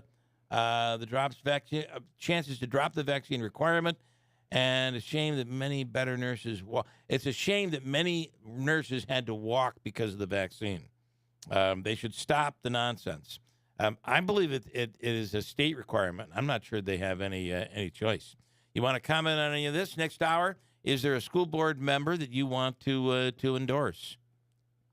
Just please don't tell me it's Sue Arcuri. Please, just go to her blog and you'll see why. And she's talking about woke. She's saying that these school districts, the Utica school districts, have become woke. Oh, you mean the superintendent isn't approved for the superintendent to call some woman fat and ugly anymore? That's woke. Oh, well, if that's woke, you have a lot more people interested in being woke. Sue Arcuri. The Falcon Clinic in Washington Mills is accepting new patients. The Falcon Clinic is the area's premier osteopathic medical clinic, and right now they're accepting new patients. If you're in need of a new family doctor, and believe it or not, my dad, through everything he's been going through, is in need of a new family doctor, and his new doctor is Dr. Shemolinsky from the Falcon Clinic. His issue, just extreme pain and a loss of strength. And when I say a thorough examination, I mean a thorough examination. Getting the goal to get to the bottom of what is the problem, what is causing the ailment. Sometimes it's something very unique that could be hidden that no one caught. And I'm telling you that if anybody's going to catch it, it's Dr. Shemolinsky or Dr. Zielinski or any of the physicians at the Falcon Clinic, an osteopathic medical clinic. Dr. Shemolinsky worked years in the ER, and it's now all under one roof taking care of what ails you. Reach out today and schedule an appointment if you're in need of a new primary physician or you just have an issue that you can't get to the bottom of. Reach out to the Falcon Clinic. 315-507-4751. Dr. Shemolinsky, Dr. Zielinski, and others under one roof. The Falcon Clinic is located in Washington Mills. From the Stanley Theater Studio, WIBX 950 Utica Rome, W295DI Utica Rome, your news, talk, and sports leader, a Town Square media station. Can they work something out? I'm Dave Anthony, Fox News. Congressional leaders go to the White House again. Default is not an option. Its consequences are too damaging, too severe. It must be taken off the table. But Democratic Senate Leader Chuck Schumer and President Biden have so far rejected Republican strings attached to raising the debt limit. House Speaker Kevin McCarthy warns little progress is being made. These are not tough decisions. That's why I'm so fearful. We've been sitting and talking, and you can't decide on common sense. A House-passed Republican plan would raise the borrowing limit by more than $1 trillion in exchange for spending cuts and budget caps. That's Fox's Jared Halper. Now, Republicans are angry over a new report from Special Counsel John Durham, concluding the FBI should never have launched the Trump-Russia investigation. Congresswoman Elise Stefanik tells Fox, "This is the weaponization of the federal government at the highest levels." At the core, the question was, did the FBI properly vet what ended up being politically motivated evidence that was brought to them? Durham's answer is no. In the report, he writes the DOJ and FBI failed to uphold their important mission of strict fidelity to the law. That's Fox's Alexandria Hoff. Now, the FBI says it's taking corrective actions. Former President Trump says a heavy price must be paid. Why is a big question in New Mexico, where an 18-year-old started shooting randomly at cars and houses, killing 3 people. Fox's Jonathan Hunt reports. There were multiple 911 calls from people who were in the area reporting a shooter walking down the street in Farmington, firing at least one weapon. Police officers apparently responded within minutes and exchanged fire with the shooter. They killed him, 2 officers among the 6 wounded. A man's in custody in Fairfax, Virginia. It's quite frankly scary that someone can just walk up to an office holding a baseball bat and just start swinging at innocent victims. Police spokeswoman Lisa Gardner says it happened at Congressman Jerry Connolly's office. The Democrat was not there, but 2 of his staffers were attacked and injured. America's listening to Fox News. David in Pennsylvania writes in to tell us about his experience with Relief Factor. I tried Relief Factor for hip pain and was surprised that it also helped relieve my shoulder and foot discomfort. After taking it for a month, I stopped. And sure enough, the pain returned. So I started taking Relief Factor again, and within a week, the pain was relieved. I'm now taking Relief Factor daily. Well, thank you, David. You know, I've heard your story before, people stopping and then starting again because it works. As you all know, I had trouble with aches and pains, and climbing steps was brutal. Your first step to living the life you love, free from aches and pains, could just be to order the 3-week Quick Start for the highly discounted price of $19.95. After trying Relief Factor, over 500,000 people have gone on to order more. Try it for yourself and see what all these people are talking about. Go to ReliefFactor.com or call 800-4RELIEF to find out more about this offer. That's 800-4RELIEF. Live your best life and feel the difference with Relief Factor. The manhunt continues around Philadelphia for an accused killer who was one of two prisoners who made a jailbreak.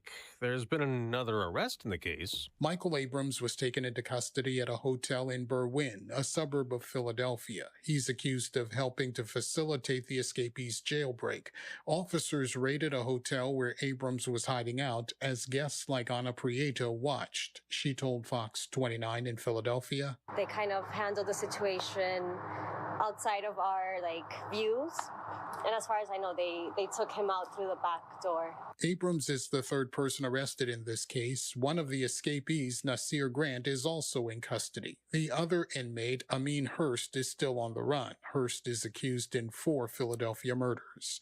Gernal Scott, Fox News. On Wall Street, we're seeing stock futures falling modestly, almost 100 points for the Dow before today's trading end. Before we get an update on the economy this hour, on consumer spending, the retail sales report for April. The NFL is taking a pass on traditional TV again with a new playoff game plan. Next season, Peacock will present an NFL wildcard playoff game on Saturday night, January 13th, 2024. It will be the first time a streaming service has exclusive coverage of a postseason game, although the contest will still be available on traditional TV in the home markets of the two teams involved. This past year, Amazon became the first streaming provider to have exclusive coverage of regular season games with its Thursday Night Football package. Before its playoff game this coming season, Peacock will have its first regular season exclusive for a December 23rd Saturday night matchup between the Chargers and Bills. I'm Eric Messersmith, Fox News. On the ice, the Dallas Stars advanced to hockey's Final Four, beating Seattle 2-1 in Game 7. Dallas advances to play Vegas in the NHL Western Conference Final. I'm Dave Anthony. This is Fox News. I'm Eyewitness News Chief Meteorologist Craig Flint in the WIBX Weather Center today. Mainly sunny, windy, warm, scattered rain showers develop by sunset, turning colder in the evening, a high of 75. Tonight, blustery, colder, brief shower near 35. And tomorrow, sunny, breezy, much cooler for May, a high of 55. Frosted freeze by Wednesday night. For more on your local forecast, tune to Eyewitness News at 6 on WUTR. I'm meteorologist Craig Flint on WIBX 950 and 106.9 FM. If you're 19 or older with certain underlying medical conditions such as asthma or diabetes, you can get vaccinated against pneumococcal pneumonia, a potentially serious bacterial lung disease that can disrupt your life for weeks. If you're 65 or older, it is also recommended you get vaccinated against pneumococcal pneumonia. No matter the season, talk to your doctor about vaccination today and learn more at lung.org/protect yourself. A message from the American Lung Association in collaboration with Pfizer. Furnished by the American Lung Association. There's no glory in getting beat up on the job. Aches and pains aren't trophies. They're just barriers keeping pros like you from getting work done. But Ferris commercial mowers at Clinton Tractor help you finish strong and feel good doing it with patented suspension technology. Visit Clinton Tractor today for a test drive and feel the Ferris difference. Or go to clintontractor.net. Ferris, work hard, feel good. We are the leader in service, Clinton Tractor. Finding great people to hire can be like trying to find a needle in a haystack, but not with ZipRecruiter. Their powerful matching technology delivers so many qualified candidates, it's like finding a needle in a needle stack. In fact, 4 out of 5 employers who post on ZipRecruiter get a quality candidate within the first day. For less hay and more needles, head to ZipRecruiter. And right now, you can try ZipRecruiter for free. That's right, free. At ZipRecruiter.com/free.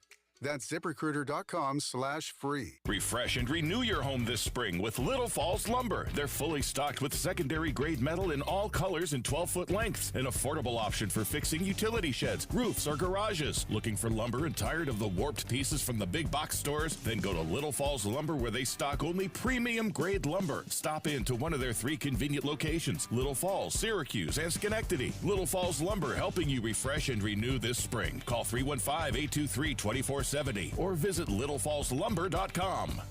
Those April showers could bring May hot tubs. It's about time you treat yourself to a luxurious new spa from Strong Spas. Visit their huge showroom and choose from over 100 spas in stock and priced to move fast. This summer, get ready to relax. You deserve a brand new spa from Strong Spas. Visit their ginormous showroom inside Sangertown Square, New Hartford. Special financing available for credit qualified buyers. Strong Spas. Experience the difference for yourself. Hurry, these spas won't last.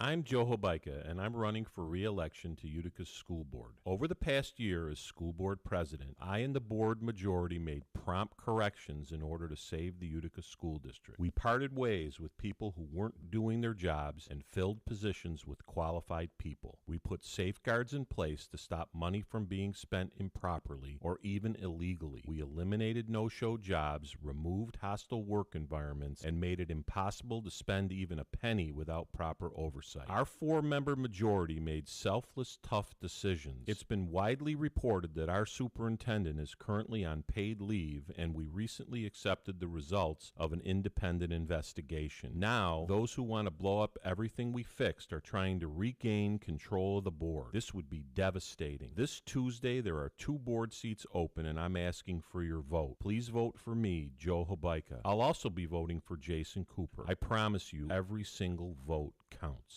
Spring is on the way, and if you're looking to make the most of it in a new RV, camper, boat, or trailer, then look to Mohawk Valley FCU. Right now, you can get up to 120 months financing for as low as 5.74% APR for any new recreation vehicle. That's 120 months of financing for as low as 5.74% APR. Go to MohawkValleyFCU.org for more info and to apply today. Mohawk Valley FCU, member focused, member driven. If you're in the market for a new mattress, no one in New York State has all the brands under one roof that your brand name Superstore Mattress Express has. Names like Tempur-Pedic, Stearns & Foster, Sealy Hybrid, Purple, Puffy, the Number Bed by Instant Comfort, Posh and Lavish, and more. Check out these Memorial Day deals. Any King or Queen Tempur-Pedic or select Stearns & Foster with adjustable base, take your pick. A giant 58-inch flat screen TV or a $300 in free bedding accessories. How about this? Any king or queen set in the store, $9.99 or higher, other than Tempur-Pedic, get a free adjustable base upgrade. How about the Number Bed by Instant Comfort? We have the Flex Set in king or queen, an industry-leading 25-year warranty. 5 years, no interest, no money down for qualified buyers. Then take your pick. A giant 65-inch flat screen TV, $500 prepaid gas card, or stainless steel gas grill. Go to MattressExpressNY.com or call 1-800-NEW-BEDS. Attorney Joe Cordell. Business owners and professionals face special challenges in divorce court. In addition to everything else going on, they have to contend with allegations that they are earning more than they are, coupled with claims on their business or practice itself. Clients with assets depend on their divorce lawyer's skills in these matters, and that's why it's so important to hire someone that has those skills. Online at CordellCordell.com. 518-554-0000. 100 Great Oaks Boulevard, Suite 110, Albany, New York, 12203. Hey, if you're looking for a bank, it's Adirondack Bank. If you're looking for a home equity loan, you're going to get the best opportunity at Adirondack Bank because they have 14 locations here in the area, just here in the area to serve you best. So you put it all together with their mobile banking app and the local locations, the many 14 local locations, close by locations. I'll get through this. Then Adirondack Bank is just a click, a call, or a short drive away, and you'll always be treated like a neighbor. Home equity loans right now from Adirondack Bank. Call today from eco-checking to mobile banking to personal and home loans. Adirondack Bank has you covered with all of your financial needs. Begin your ADK experience by going to AdirondackBank.com. Adirondack Bank, member FDIC. WIBX 950 and 106.9 FM. This is Keeler. All right, so this morning we're giving you, and I know I've taken a little from Richard this morning, but for the most part, you all have an opinion. Everybody has an opinion. You're going to vote who you're going to vote for. But if you'd like to give that opinion, and maybe you are a candidate and you want to plug today for a school board, maybe you know of someone you want people to vote for because they should be voted for. 315-736-0186 is the phone number, and we'll get you on the air, and you can do your campaigning for that candidate. We did have Martosha on. He's running for Utica School Board. He keeps talking about how Utica's pushing CRT. That is not true. There are nowhere in New York State is CRT being taught. But it was interesting because they're talking about books, and he said, there are books in the school. That Sue Arcuri deviant is talking about this as well. There are books in school that are pornographic. These books are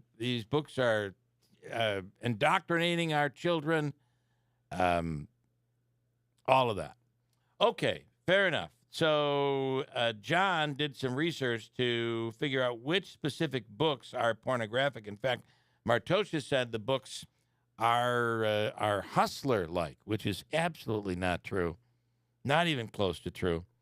And here's what John was able to come up with: 2 specific books that have been mentioned that need to be burned at your school district. Sold by Patricia McCormick. Amazon says it's for 10 to 14-year-olds. It won too many awards to list and was made into an award-winning 2014 movie rated PG-13. Fits for 10 to 14. The other is Push by Sapphire, also for juvenile readers. Won several literary awards, made into a 2009 movie.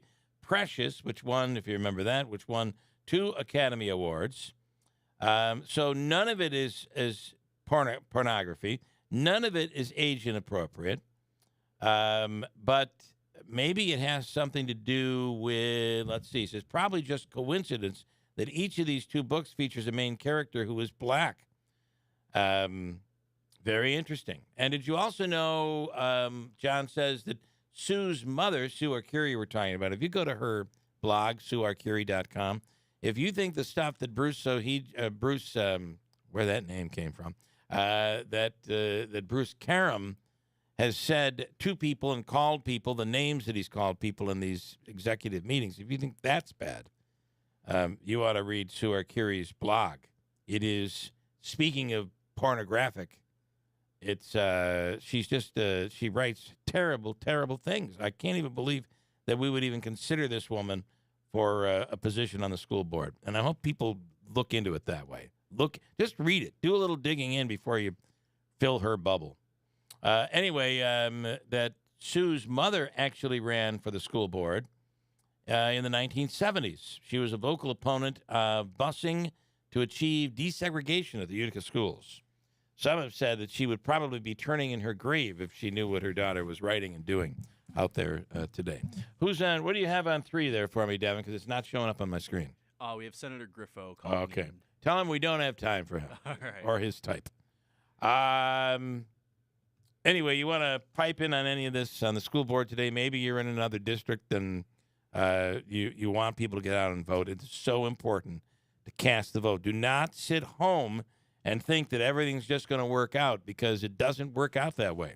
And with a small turnout, anything could happen. And let's just say there are people in Utica running for the school board that want to turn the clock back and vote to bring the times of craziness with Mr. Karam back and accepted in the school district.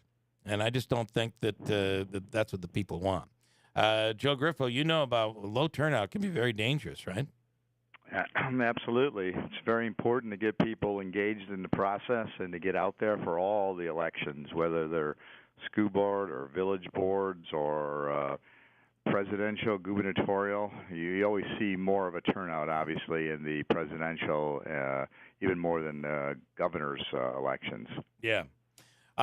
Okay. Let's talk about, and I brought this up the other day that, are we dealing with Vernon Downs? Are we beating a dead horse?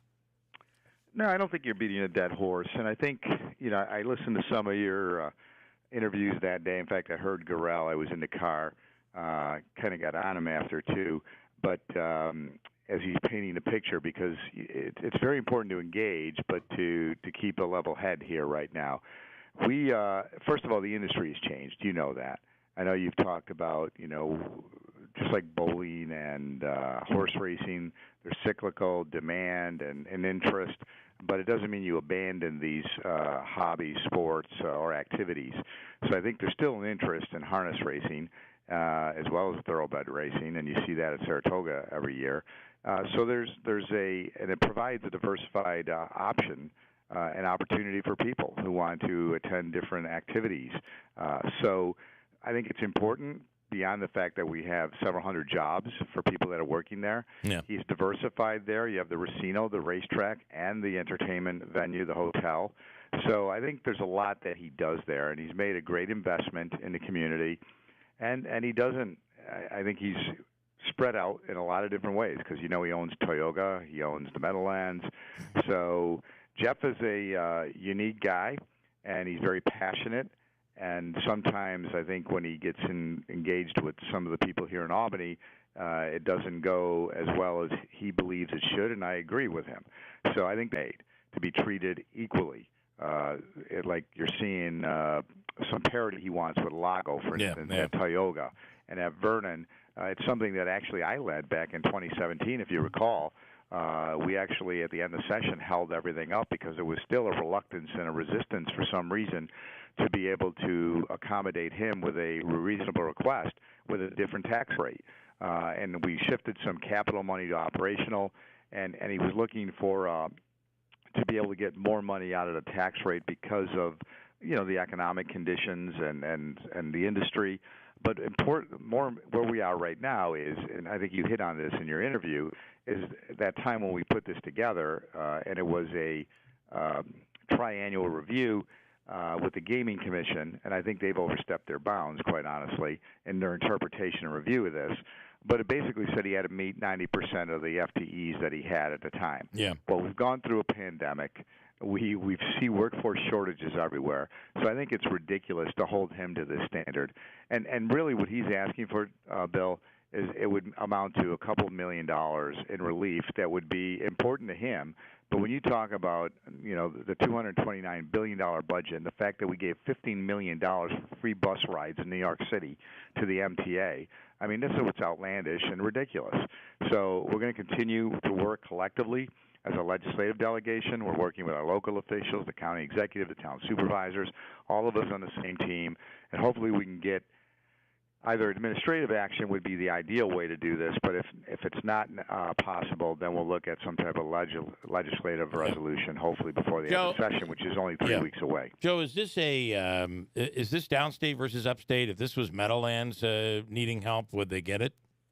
Yeah, I think you're right. I think you get more attention in the metropolitan area because that's the the leadership of the majorities right now. They all hail from that area, so that there's more of a focus. We've talked about that. There's a downstate centric focus in these majorities. If you recall in 2017 when we did this, we had a split government here, and that's where I was getting on Jeff when he's talking about, who can get things done. We did it then. It's more challenging now, but doesn't mean that we can't get it accomplished. Because we're talking to all the right people, the chairs of the racing committees in both the Assembly and the Senate, the governor's budget office. So we're engaging everyone. We just got to make sure it gets done and push it over the finish line. And I think that's the problem. In 2017, it wasn't easy either. But we continued to work hard, and we forced the issue, if you recall, at the end of session. In fact, we went back in extraordinary session to deal with this and mayoral control of schools at the time because we tied everything together, and we had that opportunity when there was the government.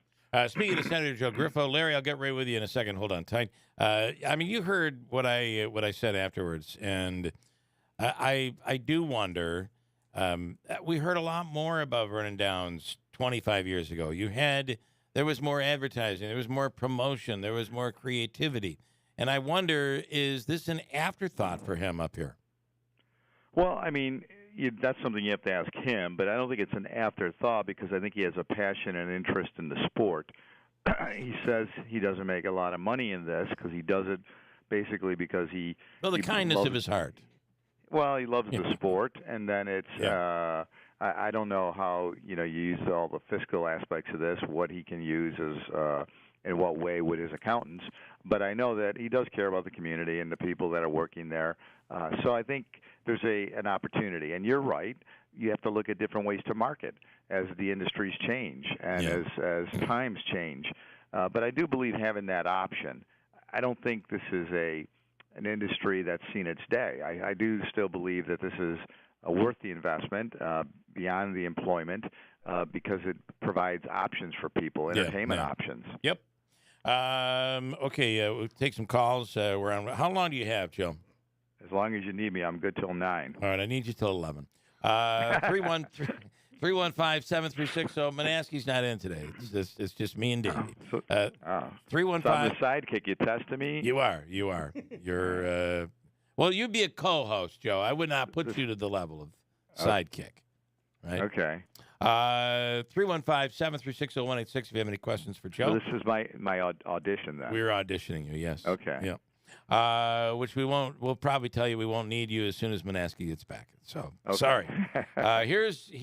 I love the candor. Well, it's honesty, Joe. It's something that doesn't seem to happen around this world these days. Here's Larry for Senator Griffo. Hi, Larry. You're on with the senator. How you doing? Good morning, Larry. Larry, I lost you. We need people to get to the Racino because what happens is they get to the Racino, the purses of Vernon would be up. He wouldn't need it. Now, the state regulates him to pay out. It's either 90 or 95 cents on the dollar to the slot. Okay? So either they can help him there because what happens is the United Indian Nation is not regulated. So they could pay anything they want out on slots. And if you ask them, they're not going to tell you. So they could pay 70 cents. They could pay 80 cents. They're not regulated. Where New York State regulates Gorell to pay, and Joe probably has this figure, either 90 or 95% of the dollar, and that's the difference. Is that the? And by the way, Larry, you can't leave without insulting me on the Mets. Go ahead. Well, I don't want to. It's too easy. I mean, you keep saying there's a blimp. Well, let me know when the blimp is going by because now they play Tampa Bay, and so things ain't going to get prettier. Listen, yesterday was a debacle. That's all I can say. All right, on to your couldn't pitch in A ball. I don't know why he's running him out there. He cannot pitch. Terrible. But go on. Anyway, Joe, I think this is actually what are your thoughts on the numbers? Kind of a test of Cohen too, right? Is he actually going to build this team or what? It didn't take Steinbrenner this long. You know, I'm a Yankee fan, and they knew how to put a team together.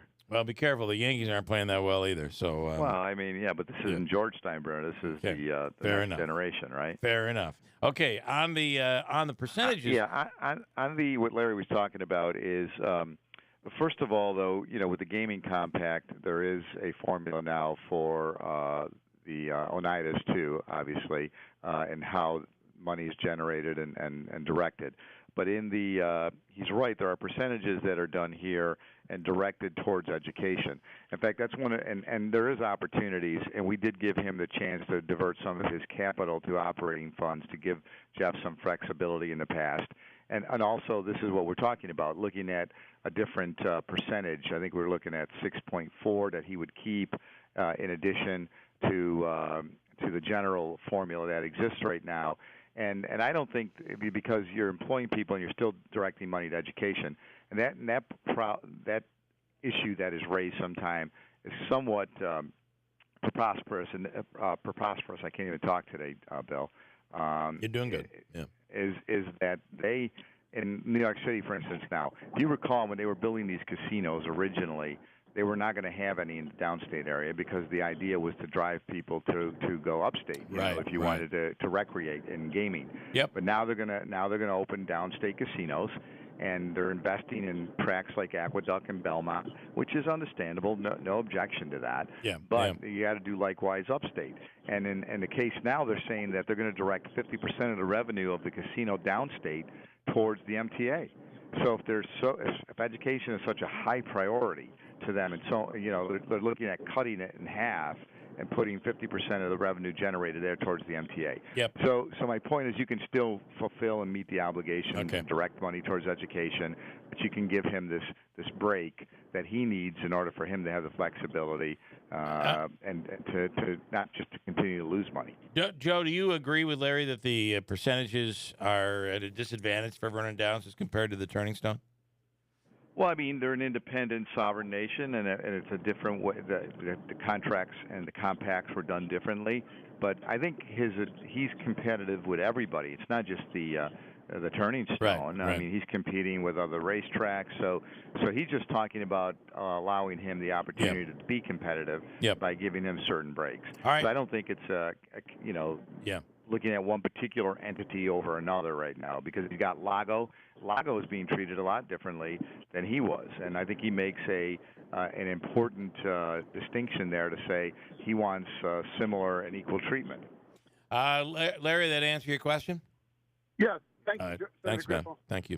Take care, Larry. Although it was really kind of more of a comment than anything else, but yeah, but it does come to it gets to the certain point where we can't be bailing him out all the time. He's got to turn things around over there, and you want it to be successful.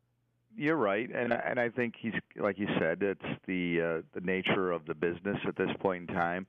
But I think his requests right now they are reasonable, and I think that's the point for consideration here. He's not asking for something that's not being done in other areas, or advantages that have been given to entities like Del Lago. So he's just asking for fairness. And if you remember, Del Lago should never have been even there, because that was the Southern Tier's designation. And he was fortunate because we forced the issue, and then they went and actually put a casino in the Southern Tier, which he was successful in obtaining that license at Toyota. Okay, I have the adjuster asking this one. And I get frustrated with this question, but I'll ask it. Tax adjuster or a public adjuster. So if your vehicle was okay, he did work on not work, but actually assess damage on my wife's vehicle at one point. And let me tell you, as soon as we turned it in, the insurance company dropped us, and it wasn't even our fault. I'm telling you, Joe, this insurance stuff is a real problem. But that's another topic for another day. Would it be? When you said the adjuster, that sounds like a cool call sign, too. It is. I think that's a great nickname for him. Would it be a good time to split from downstate? So I understand is there ever, Joe, a good time to split from downstate? I don't believe realistically we're going to be able to see that as an option for a lot of different reasons, even though I understand the frustration and concur with the individual who's bringing that up. So I think the better way to try to approach this is to find a parity to get some regional balance. That's why that I have proposed something which would require a Supreme Court challenge to a ruling of one person, one vote, as well as a constitutional change here, which is going to be it's also insurmountable, but I think it's a more practical way and again, a more realistic way of trying to accomplish the same objective than saying split the state, because we'd have an economic disadvantage there. But the way I would do it is just mirror the federal government, where we have a bicameral legislature in New York, an assembly, two houses, Assembly and Senate. The Assembly would be based on population, like the House of Representatives, and then the Senate, similar to the U.S. Senate here in New York, we would go to 62 members of the Senate. We have 63 now. We'd drop one, go down to 62, and every county would have their own senator. So that, regardless of your size. So Hamilton County with 8,000 people would have a senator, and Brooklyn with over 1 million or plus people would have a senator. And I think that's the answer, because you would bring immediate geographic balance to the state of New York. It would accomplish what many of people that say we should split the state want to see happen. And I think that's the approach. The problem is nobody's going to give up power, because even on Long Island right now there's 9 senators, and they would go down to 2. So I don't know that.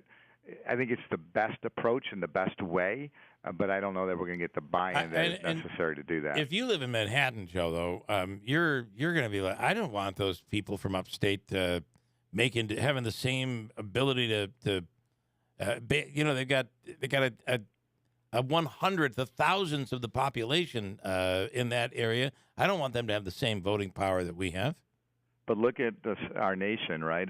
That was the great compromise, and Yeah. it's really proven effective. Where Vermont has 2 senators and California has 2 senators. Vermont has 1 U.S. representative, and California has over 50. So I mean, we've proven that model works, and I think it can and should be something to be considered in Yeah. New York. Unfortunately, nobody's going to relinquish any power, as we indicated. But the outright split would never happen. There's so many constitutional and economic issues on that either, even though I concur and understand the frustration. Well, his response to you is something has to be done. And I hate to say, but you were crying from the rooftops, shouting from the rooftops a while back, 4 or 5, 6 years ago, saying we're going to lose if we don't get out there. We're going to lose control of the Senate, which is going to mean a supermajority for downstate Democrats, and it's exactly what has happened. You're right, and that's the other point. When I talk about that proposal that I have advanced here, a lot of people say, well, that's being done to regain Republican control, but that's not necessarily true because there are many upstate counties, Monroe, Albany, Erie, even in Oneida, you're electing Democrats countywide. So it really doesn't advantage one particular party, but it does give the region the voice that they need. So upstate becomes pertinent and significant. And you're right. When we did have the divided government, we had that check and balance because most of the majority in the Senate GOP conference came from upstate. So they were able to continue, and we proved that with Vernon Downs, that I would not let go of this issue in 2017 because I knew how important it was to our area, and we were able to ensure that in the end we got it across the finish line. Just lightning around a few topics. Speaking with Senator Joe Griffo on the issue of the New York State Thruway. So we got rid of all of those. I guess we could call them jobs. They were jobs. All those jobs on the Thruway and the toll booths. Those are all gone now. Everything is done electronically. You're either having it mailed or you're using Easy Pass. And there are mistakes out there. On top of it, increases that are being proposed. What's your take on all of that? Well, I obviously don't support the increase when you consider about all the financial burdens that are being put on people right now. And one of the reasons I think we continue to see an exodus from New York is that it's an unaffordable state to live or do business, and we've got to address that. And yet we're doing it just the opposite way. We're continuing to have an insatiable appetite, and you have unsustainable spending. $229 billion this year was the budget. So I understand that there's a need for operation and maintenance cost, but a lot of other states do this differently and get it right, and we've got to look at that here and figure out the best way so that we don't continue to put this burden on people. So I oppose these toll hikes at this point, and we need to just really review this, particularly because a lot of people now with the going electronically right now, there's still a lot of problems. Even reading the bill sometimes becomes difficult because it's got different exits and you don't see it going exactly from. I was noticing this the other day on my Easy Pass, just from one location, say going east to west, and I'm not sure how that happens, but we've had a number of complaints, and our office has handled a number of erroneous charges that have been done, and we warned against this with the Thruway Authority when they were looking at this modernization. So there's a lot of issues here, and I'll give you a scoop, Bill. The county executive and I will be announcing something because we're going to be trying to have to bring in. We're working collectively, County Executive Pacenti and I, on bringing in the Thruway Authority so people can ask questions to the Thruway Authority as well as the Public Service Commission. Are people happy with the new rest areas as they're going up? No, actually, I mean, it's funny because it's become a joke because they're so small. I mean, I think people are happy with some of the choices of who is in the rest stations. I know there are a lot of fans of Chick-fil-A, even though I think that's kind of interesting because they're closed on a Sunday. How do you get rid of McDonald's on the Thruway? That just burns me up. I mean,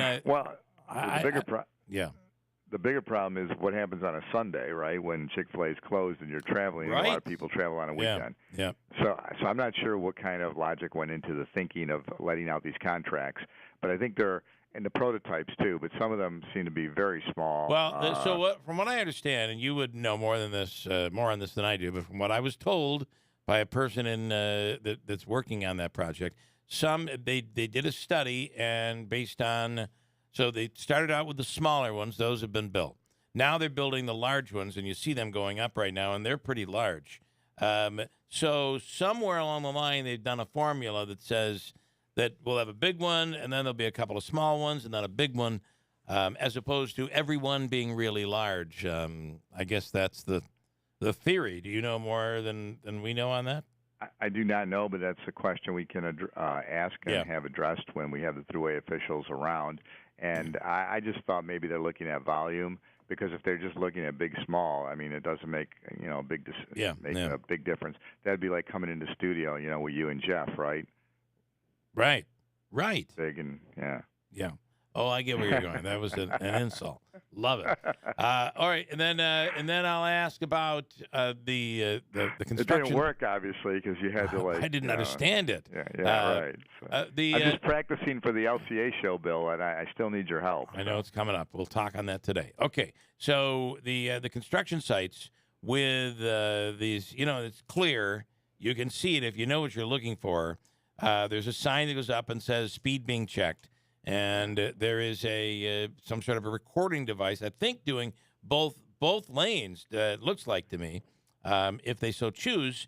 But you're going to get a ticket in the mail, and there's no cop there. This is not a traffic infraction; it is a DOT infraction.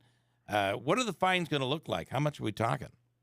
I don't recall off the top of my head right now, and I was supportive of this, even though I'm leery of speed cameras and how they're used. But in this particular instance, we're talking about worker safety, and with the limited resources, particularly with shortages in law enforcement right now, there was a request, and it's a demonstration project to see how it works, because it ends in a couple of years, where they will put these cars, I think is what you're seeing, that are equipped with cameras on it. Looks like an SUV. Yep.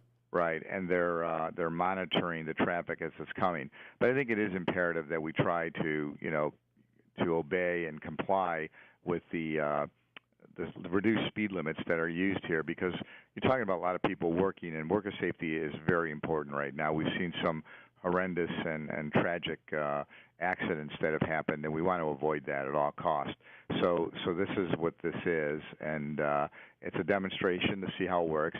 My concern is only, again, when we look at technology, that it's being done effectively, and that there's not any problems with it where something is being read improperly, which the potential exists.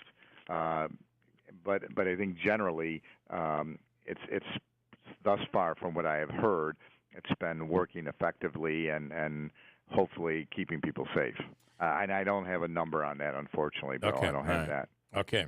And then, listen, here we go, heading into summer. Memorial Day will be the following weekend, not this coming weekend, but it is there's a lot to do here in upstate New York, and a lot happening here in central New York for people to stick around on those staycations, they call them.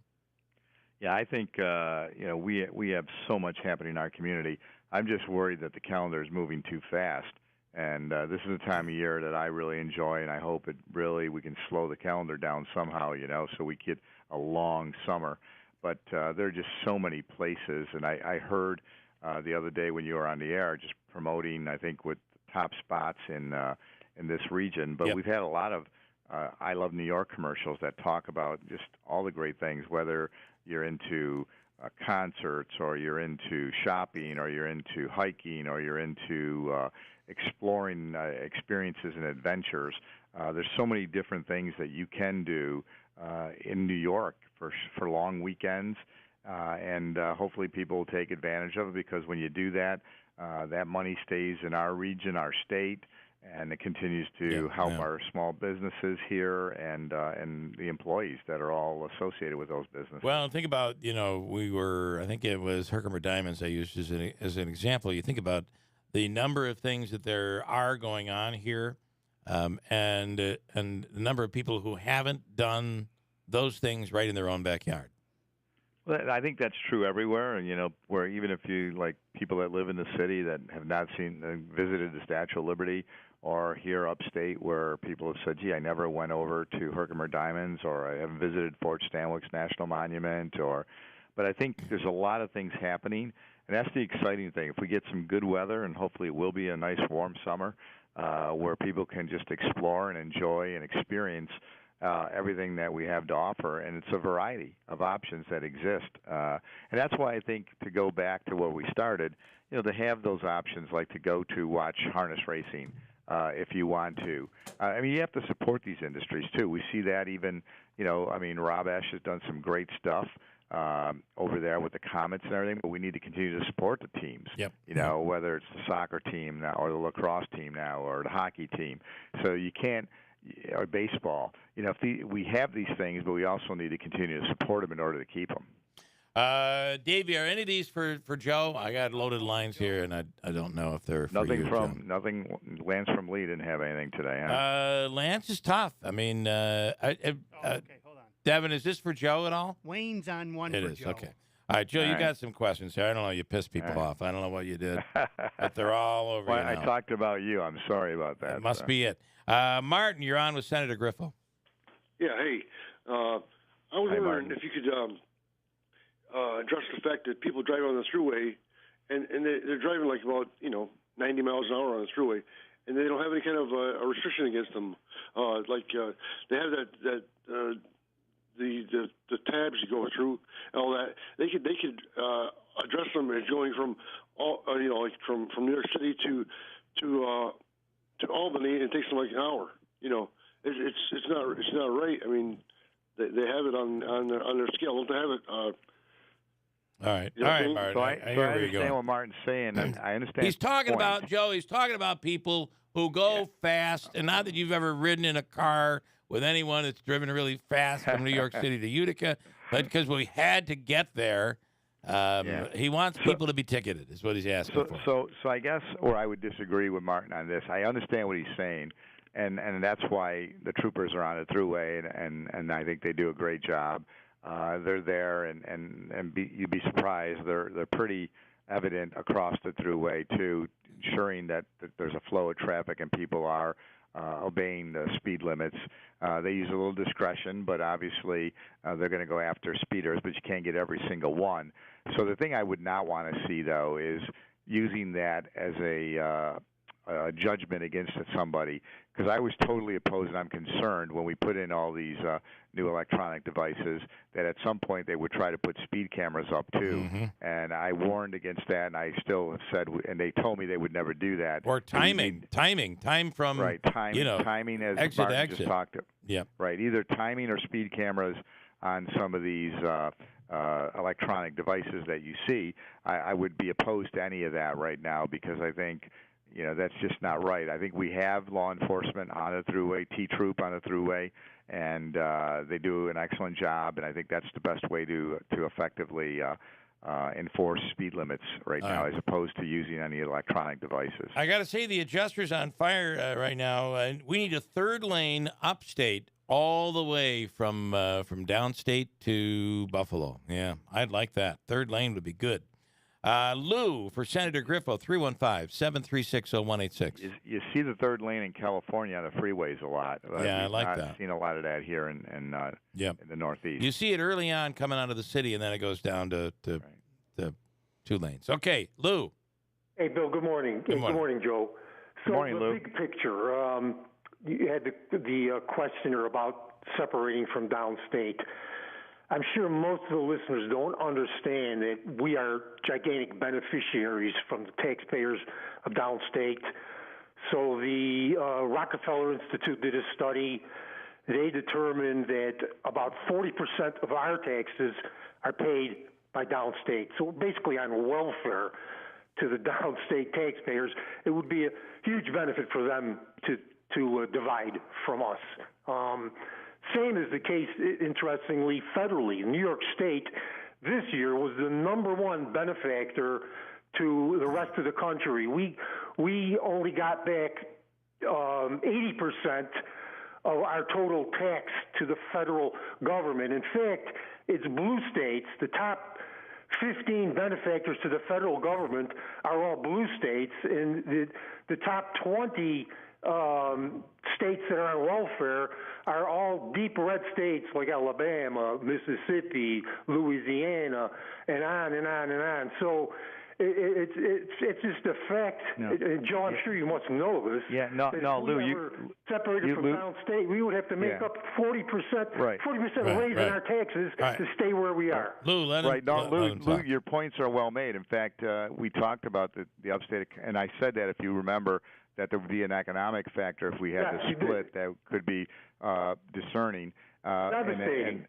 You're right. You want a 40% They tax talked raise. about they talked about we could be similar to the economy of West Virginia. That's why I made the counter proposal, Lou, that we look at this more from a geographic balance than, say, splitting the state, because I think we can accomplish, and the U.S. government has proven that. In fact, when you talk about New York, that was the old Moynihan report, if you remember. Moynihan would always issue that report about how much more we gave to the federal government than we actually get back. Yeah. Actually, the controller this year, he gives this report out every year. We actually had our best year in years. We only lost $25 billion to as the state to the federal government, which is one of the lowest we've had. I don't know. That's probably what's all going about. on there. Maybe we're getting more money from Biden. I have no idea. But well, it's probably to go back to your point, doesn't the downstate deserve a preponderance of decision making in Albany, since they're paying the bulk of the tax load? No, I don't agree with that, Lou, because, I mean, look at the federal model. I mean, the federal model works, and that's what I'm trying to say. I don't think it works. I disagree. Well, I think it's nuts that South Dakota and North Dakota, the Dakotas split just to grab 4 senators. It's nuts. They've got 4 senators, those 2 states, with the population of what? The Buffalo area? Yeah. It's crazy. Lou, I don't agree with you 1% on that issue. I think that doesn't work. It was a compromise they had to make back in 1776. Because 2 states dominated, Virginia and New York, and the small states would not agree to the Constitution. But it's become obsolete, in my opinion. All right. If you ever look and see what a taxpayer in California pays as far as senatorial representation as compared to what they pay in South Dakota, it's nuts. It's like thousands of dollars of input to $1. Right. Lou, thank you. You have Go ahead, guys. You have a wonderful day. Thank you. All right. Thanks, Lou. See, you thought I was a talker. Lou's a talker. Yeah, no, I just disagree, obviously. I think the proposal I've made is a better proposal than splitting the state. But where I disagree with Lou is just because there's more people there. I mean, people upstate are paying taxes, too, and they're paying the same amount of taxes, just more people are paying it down there. Doesn't mean that more money should be diverted to all their causes and then we should be ignored upstate. So you're getting a ton of calls here. 315-736-0186. I got an open line now. Finally, Wayne, you're on for Senator Griffo. I don't have a bullhorn like liberal Lou, but I just want to say, with the whole camera on top of the truck thing, and they're doing this thing, everybody should be going the speed limit there anyway because it's dangerous. But how do you know that how do they not single out, or how do they single out when you're going along in the flow of traffic and all these cars, that there's 30, 40 cars in a line? How do they single out who's speeding? You know what I mean? If there's a flow of traffic, how do they single out the 1 car or the 2 cars? Is there like multiple cameras, or is there just one camera? I don't know how they do that. Click. Yeah. How do they do it? Right. There are multiple cameras. I mean, I've not seen it all. It's sophisticated. They're reviewing. There are cops that review it. They literally review the tape. Right. There are multiple cameras. The technology is pretty sophisticated. I've had the opportunity to ride with the state police a couple of times now, and local law enforcement, and the radar that they use now is very. I was very impressed with how it can be used and be very accurate. So again, there's always going to be potential errors, and that's why we've got to continue to monitor this, and that's why it's a demonstration project. But I think at this point in time, with the technology that exists and the method and manner being utilized, that's how they can differentiate who is doing what. All right. It's not. Is it zero tolerance? I think in the construction zones it is at this point in time, because even with law enforcement, Wayne, right now if they catch you in a speeding in a work zone, the fines are double. Yeah. So Good. So. All right, Wayne. Thanks, man. Okay, thank you, guys. Listen, I do understand. I feel like you're almost, Joe. Your proposal is when it comes to like speeding on the thruway. is my left lane proposal. Well, I like that too. But what you're basically saying is it should be kind of fair. Let's make it a fair, level playing field. So, the authorities should not have too much of an advantage. Then it's not fair to the driver. It should be almost like it's a sport. I know you don't want to look at it that way, but it's right.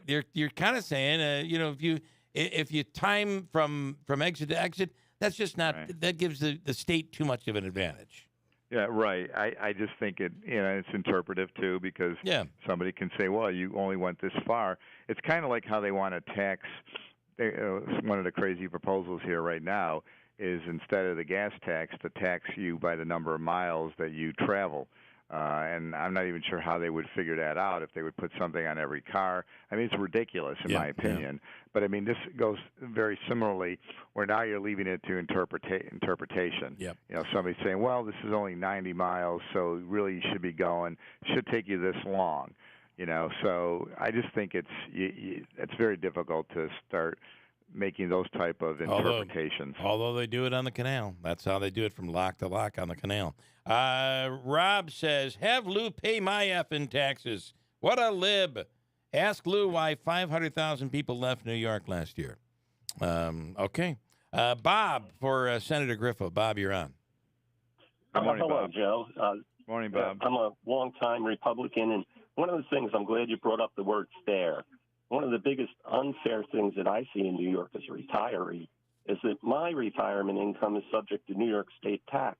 But, Joe, yours isn't, is it? And, it just doesn't seem fair. I think you get a $20,000 credit, something like that. I just don't understand why you can go to Pennsylvania and there's no state income tax on any retirement income. Yeah, that's a good point, and actually, I'm surprised when you look at the majorities here right now. I mean, I'll look into and ask that question. You're accurate, and government pensions are exempt but not private, and I'm not sure how that evolved and how it was initiated initially. But I think it is the point of fairness is a legitimate point that you've raised. I mean, you're concerned. You're concerned about people leaving New York? Well, you only have to go as far as Pennsylvania to save a lot of money if you have a decent retirement. And to me, it's a matter of fairness. Yep. You raise a very good point, but I'm concerned about a lot of things that are causing people to leave the state, unfortunately. But this is I'm just throwing that out as right. You got another point that you're making that's valid. Bob just got his retirement check yesterday, his pension yesterday. It's on his mind today. That's what's, and I understand that. That would be to champion a champion of the people. That would be great legislation to propose and watch people react to it. Yeah, we'll take a look at and see why and how that was done initially, and then consider that. And Bob, if I'm correct, you're not asking for Joe to give up his tax exempt status. You're asking for him to apply it to you too. That's right. Absolutely. Yeah. Absolutely. Right. I'm with you. All right, Bob. Thank you. Thank you. Thank you. You know what it is Joe. There's just in Albany. There's just so much creep further and further and further. Well, yeah, the throughway money, that's going to be used for education, but we need money over here, so we creep in and we take more of it over here, and it just seems to be, I mean, you've been there long enough to see it happening and try to stop it from happening, but it just seems to be never ending. There's a lot of inconsistency here, and it's wrong. You don't see that, and then you can't explain sometime why things were done one way and not another. But I think the point that Bob made, fairness is something we should strive for. But more importantly, in my opinion, also, we should be looking at affordability. Can people continue to afford to live here in New York and enjoy their quality of life? As well as businesses. Can they afford to continue to do business and hire and employ people here? Safety. And how are we going to continue to ensure that we keep people safe? These are things that are important right now. Affordability, safety, economic opportunity, that there is opportunities for young people to pursue. And then there are a variety of other things, obviously a number of things. You look at healthcare, education, all these become very important, but I think we're missing it in so many ways right now, and we're spending astronomical amounts of money, $229 billion. I talked to you before about the fact that just in the last 4 years since there has been one-party control, I think we've seen over almost $60 billion in new spending.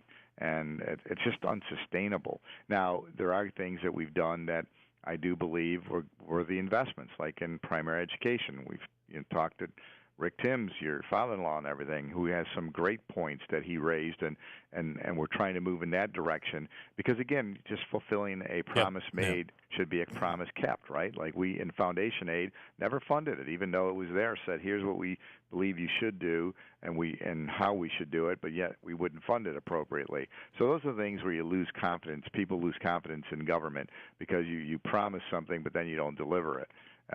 So you need to... There's so much that needs to be done to be overhauled here. Joe, we appreciate the time. Thank you. We'll do it again. And my pleasure. You'll be you have 2 weeks to get a lot done. 2 weeks, much to be done. 3 weeks. And, 3 weeks. There's a lot going to be happening. Sometime, though, we don't want them to do some of the things that they want to do because it's going to cause more problems for people, right? Sometimes 3 weeks, less is better. 3 weeks, much to prevent. 3 weeks. Much to prevent. Yeah, I like that approach better. All right, Joe, thank you. All right, thanks. Have a Take great care. day, Senator Joe Griffel. Listen, if you're looking for, number one, a great place to eat lunch and dinner, it's a Utica Thing kitchen and bar, and Davey is putting his hands together. He is ready to go. Yeah, I might check it out. I'm going to do lunch there today. Today, actually, they're open for dinner, 4 till 10 today, but do get there right at 4 o'clock. You'll love it. The food is great. The everything from the Utica foods, the Utica Italian foods to seafood and steak, great paninis and sandwiches, delicious. It's a Utica Thing kitchen and bar with a full bar located in the Leland Avenue Big Lots Plaza. And for catering, you have a graduation party coming up or a wedding they take care of everything, delivered to your door or you can pick up.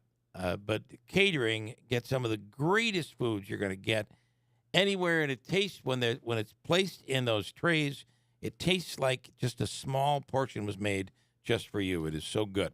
315-738-8946. And portions of the program today brought to you by the Move to Mazda sales event with Ricky Z at Steep Pawnee Mazda. Rick takes care of customers like nobody. First place nationally for all the Mazda dealerships when it comes to customer satisfaction. And right now, 2.9% APR financing up to 36 months. New 2023 Mazda CX-30s, 5s, and 50s, and enjoy 0% APR financing on the CX-9. It's Steep Pawnee Mazda, Commercial Drive, Yorkville, WIBX, Utica, Rome. Price must be paid.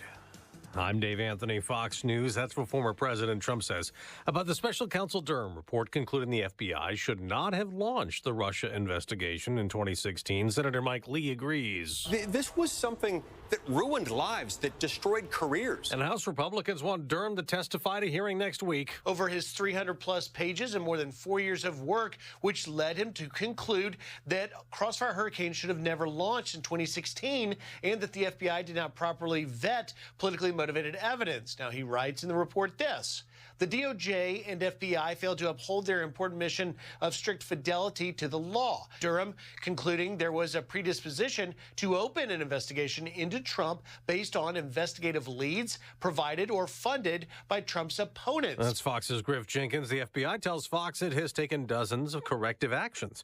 President Biden will meet with congressional leaders again today to try to work out a deal on raising the debt limit a few weeks before a possible U.S. default. He could bumble his way just into a default like he did on the border. House Speaker Kevin McCarthy keeps demanding the president and Democrats agree to their plan to attach spending cuts to increasing our borrowing. Now, the Treasury Secretary has just warned those congressional leaders in a letter. Janet Yellen once again says the nation could hit an economically catastrophic default on its debt as early as June 1st. Yellen says past debt limit issues show that waiting until the last minute to either raise or suspend the debt ceiling could hurt consumer confidence and the U.S. credit rating. That's Fox's Ryan Schmelz. A new report just out shows we shopped more last month. Retail sales rose 0.4%. Two police officers are